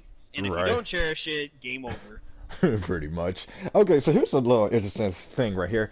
So, a while ago, though, I think I was probably hanging with my brother, my half-brother, to be more precise. I was just finding out about the Black Ops 2 DLCs, and at some point, I was playing the particular map, Mob of the Dead. At that point, I was like, okay, new map, new experience, let me see how it is. And the more I got into it, I was like, okay, this is a really cool map. Like, I'm surprised. Like, this is a really well done, well-versed map. So, at a certain point, I ended up doing a lot of studying for the map. I pretty much got it down to the point, to the T of mastering it as well. Pretty much knowing all the steps, majority of the side Easter eggs, if not all of them, man. Pretty much just be able to the point where if I wanted to, I could carry somebody by just doing a 2-man. Right. So, it was at this one point where me and my closest childhood friends, Ricks and Crazy, I think we did this at Crazy's house, and I was like, hey, y'all guys want to try out this Mob of the Dead? I think at that time they were actually interested in some of the Call of Duties, and particularly Ghosts and what's that, Black Ops 2. So I was letting them know how cool Black Ops 2 Zombies was, especially with Mob of the Dead. And I think at that point, I was letting them know that I could actually help guide to the Easter egg.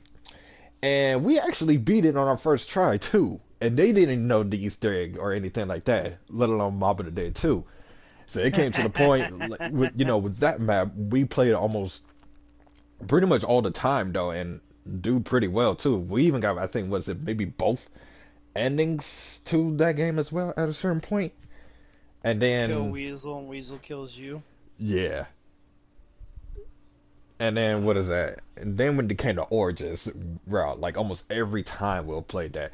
There were times we actually done it and beaten the Easter egg, other times we came so close, and then went down south. Riggs will always use the ice staff because ice staff at that time was definitely one of the most strongest staffs to use. Crazy was going for the fire. I, of course, was going for lightning. And we would just have a blast playing Black Ops 2 because of that. Like, Mob and Origins was pretty much our go-to for zombies. Transit was at the time, yeah, Transit at the time was straight too, but when, I ended up having the DLCs, and I think I had all of them too. We were just playing pretty much almost every map, but those two maps in particular were our zombie themes right there. And then after that, we pretty much been just straight up on the Call of Duty Ghosts, and Extinction was pretty much our mode right there. Almost we played all of them so many times, just grinding out for teeth. And you already know by now that at least one of us is really close to getting that Crypto Slayer ammo. And I really wish they did console gaming or platform gaming, because if they could, my Xbox already has the Cryptid Slayer ammo. I literally grinded point of contact for so many hours because I could speedrun it, and I timed it. Literally, it would take me 39 minutes every time to finish all 15 hives to do whatever class I had, because I had my teeth for my weapons, my gear, for the extra damage for my bullet damage. I had the extra amount for the, I had the weapon class. I think I started out with the extra $1,000, or, no, extra $500, the locker key and all that. And I literally just grind point of contact, because it's just the simple and easiest one. And I would be lucky getting those random teeth, because after you pass round or hive 3, teeth are more prone to spawn in. Mm-hmm. So I literally just did that the entire time. Like, I'm getting this master or the scavenger thing, no matter what people say. Got the scavenger, and I was like, I'll go into public lobbies. They're like, you do realize you're Prestige 6 or Prestige 7 or whatever, I forgot which icon it is. And you're not max Prestige, and you're using Master Scavenger, or Cryptid Slayer ammo. Like, hey man, if you know how to play Extinction and solo it, and you know how to get the teeth, you grind it. Right, and I did all of that for all the maps. I even soloed it too, I kid you not. I will admit though, like, I think the first time I did Mayday, I actually did it pretty well, but then when I did a rerun of it though, I got down the first time, but then accomplished it the second time. My god, that was crazy, but it was fun. I would say Mayday was definitely probably the most, probably one of the funnest maps for Extinction in my honest opinion, because you had a lot going on for it, and then you even had an appropriate boss fight, if I be honest. Mm-hmm. Breeder was good too, but I don't know. I feel like for some reason the Cracker provided the perfect. Like, I feel like the Cracker provided the perfect amount of versatile challenges to make it such a good boss fight, and that's probably why I like that one so much.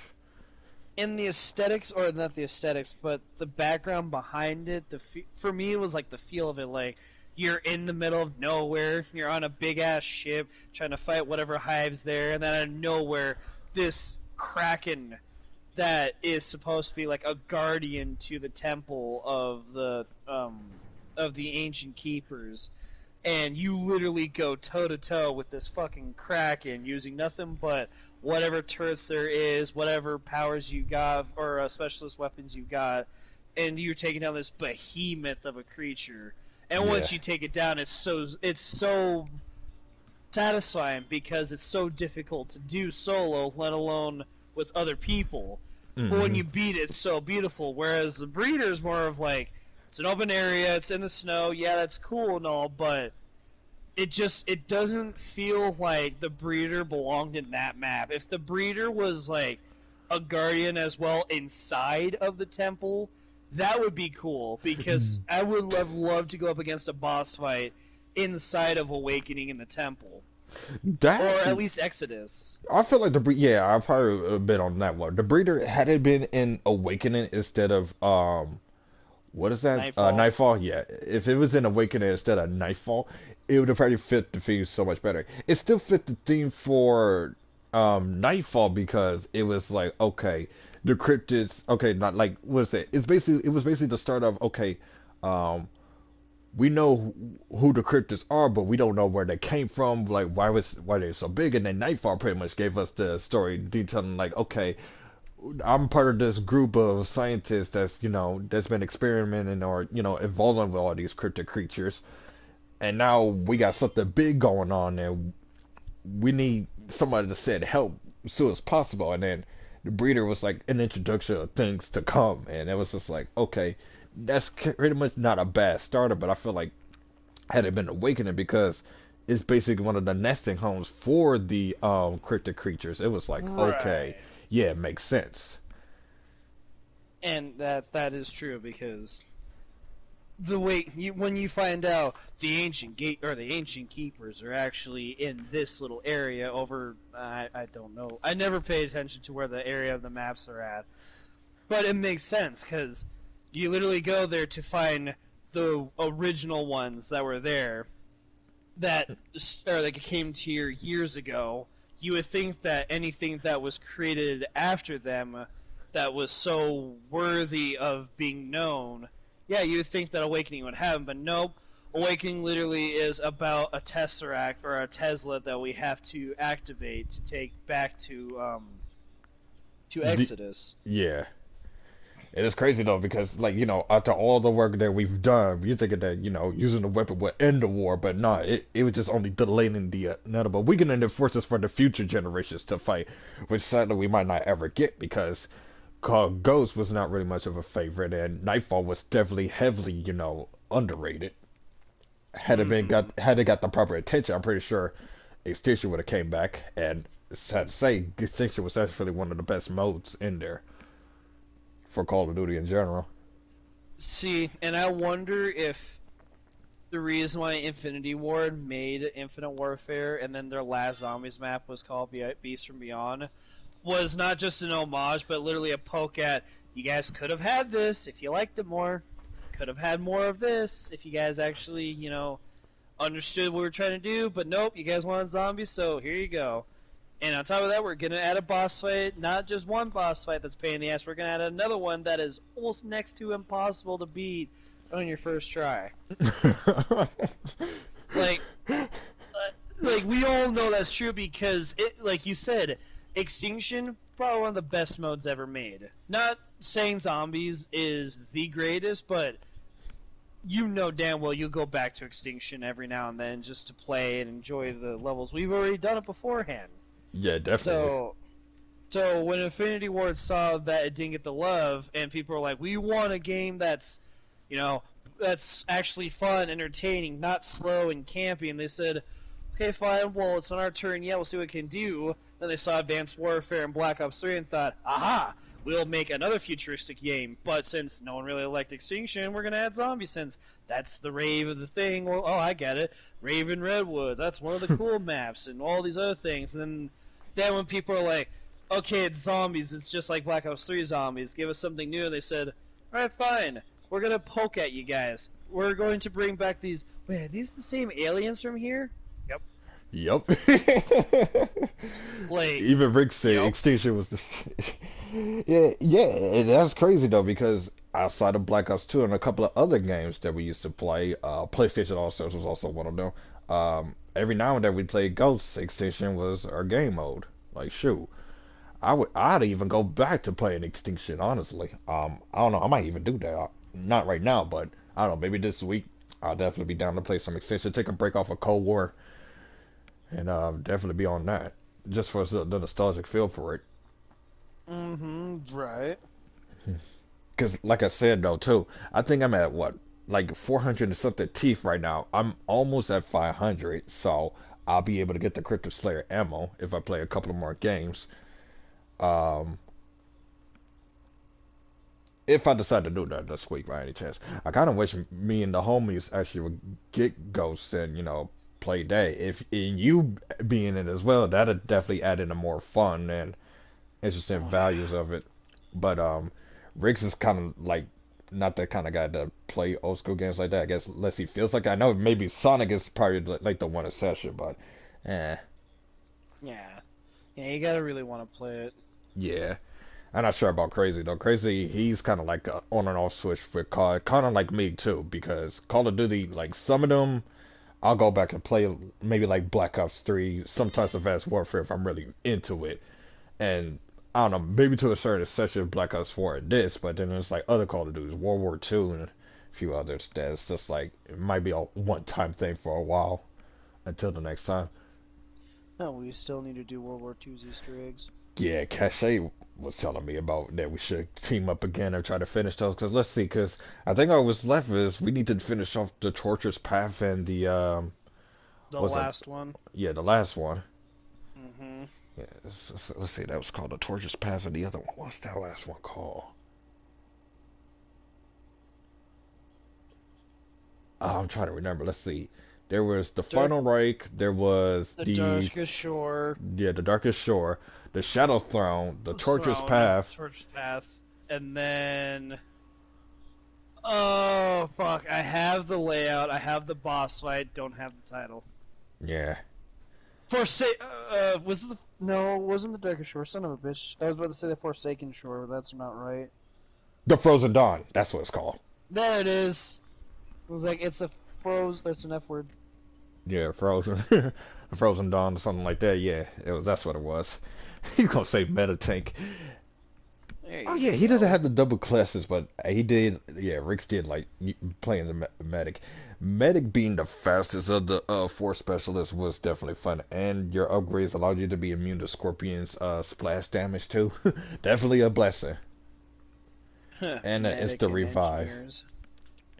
Engineers was definitely, I feel like, being downplayed because engineers, they're immune to traps, they get the most money, and they got a force field that allows to deny incoming projectiles. Well, and they repaired the drill much faster and gave it more health. Yeah, yep, true, that too. Weapon specialist basically all it does is give you like incredible like aimbot like abilities and weapon damage increase. Yeah, damage increase, less recoil, less flinch, your fire rate is increased, your aim speed is increased, your walking speed is increased, like Stalker Pro increase. You basically like the ultimate machine gun with little to no recoil and resistance, or you have plenty of resistance, but nearly unflinchable. And then with the tanks, it sucks that they're the slowest moving specialists of the bunch, but their ability is by far one of, if not the strongest one in the entire game. You get more health than any of the other specialists. Like instead of 100 health, you get 200 health. All your melee damages are increased like tenfold or whatever the case may be. Your special ability allows you to become invincible and not take any damage, and you're still gonna have to go toe-to-toe against a rhino of all things, and probably mammoths too. Oh no, mammoths as well. I just wish they added a melee weapon to the game. Oh yeah. Could you imagine everyone running with like axes or baseball bats? I mean, shoot, Shadow Throne already did that. Oh man. Oh. I don't miss Shadow Throne, honestly.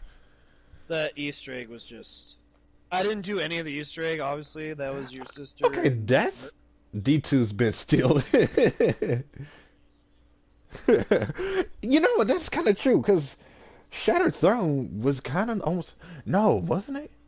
Yeah, because World War II, I think, was maybe for Destiny 2 with those names. Yes.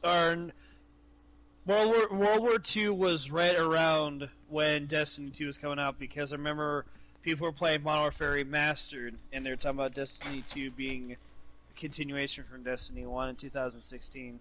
Okay, yeah, and that's okay. The other ironic thing was that I totally just now remembered Tank was surprisingly Rick's class. I thought he was actually the medic because he likes to move fast, but I guess and to this exception, him being the tank was quite beneficial. I was normally either that or the engineer, but then I also started picking up some of the other classes too. But the engineer was definitely one of my top three because I found that to be secretly useful in a lot of other situations. It's nice to have that extra health for the for the drill. Start that extra money so you can use all your traps and whatnot. And to be immune to him too. Yeah. Yeah.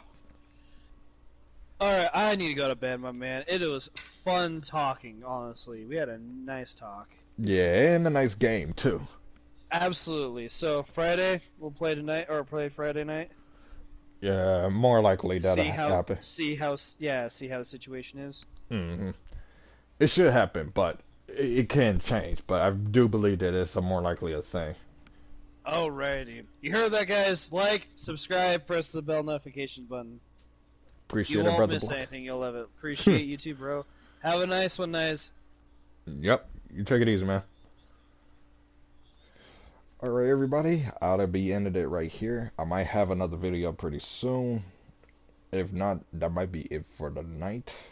But it could be some later on. Just keep a heads up, and I will see y'all next time.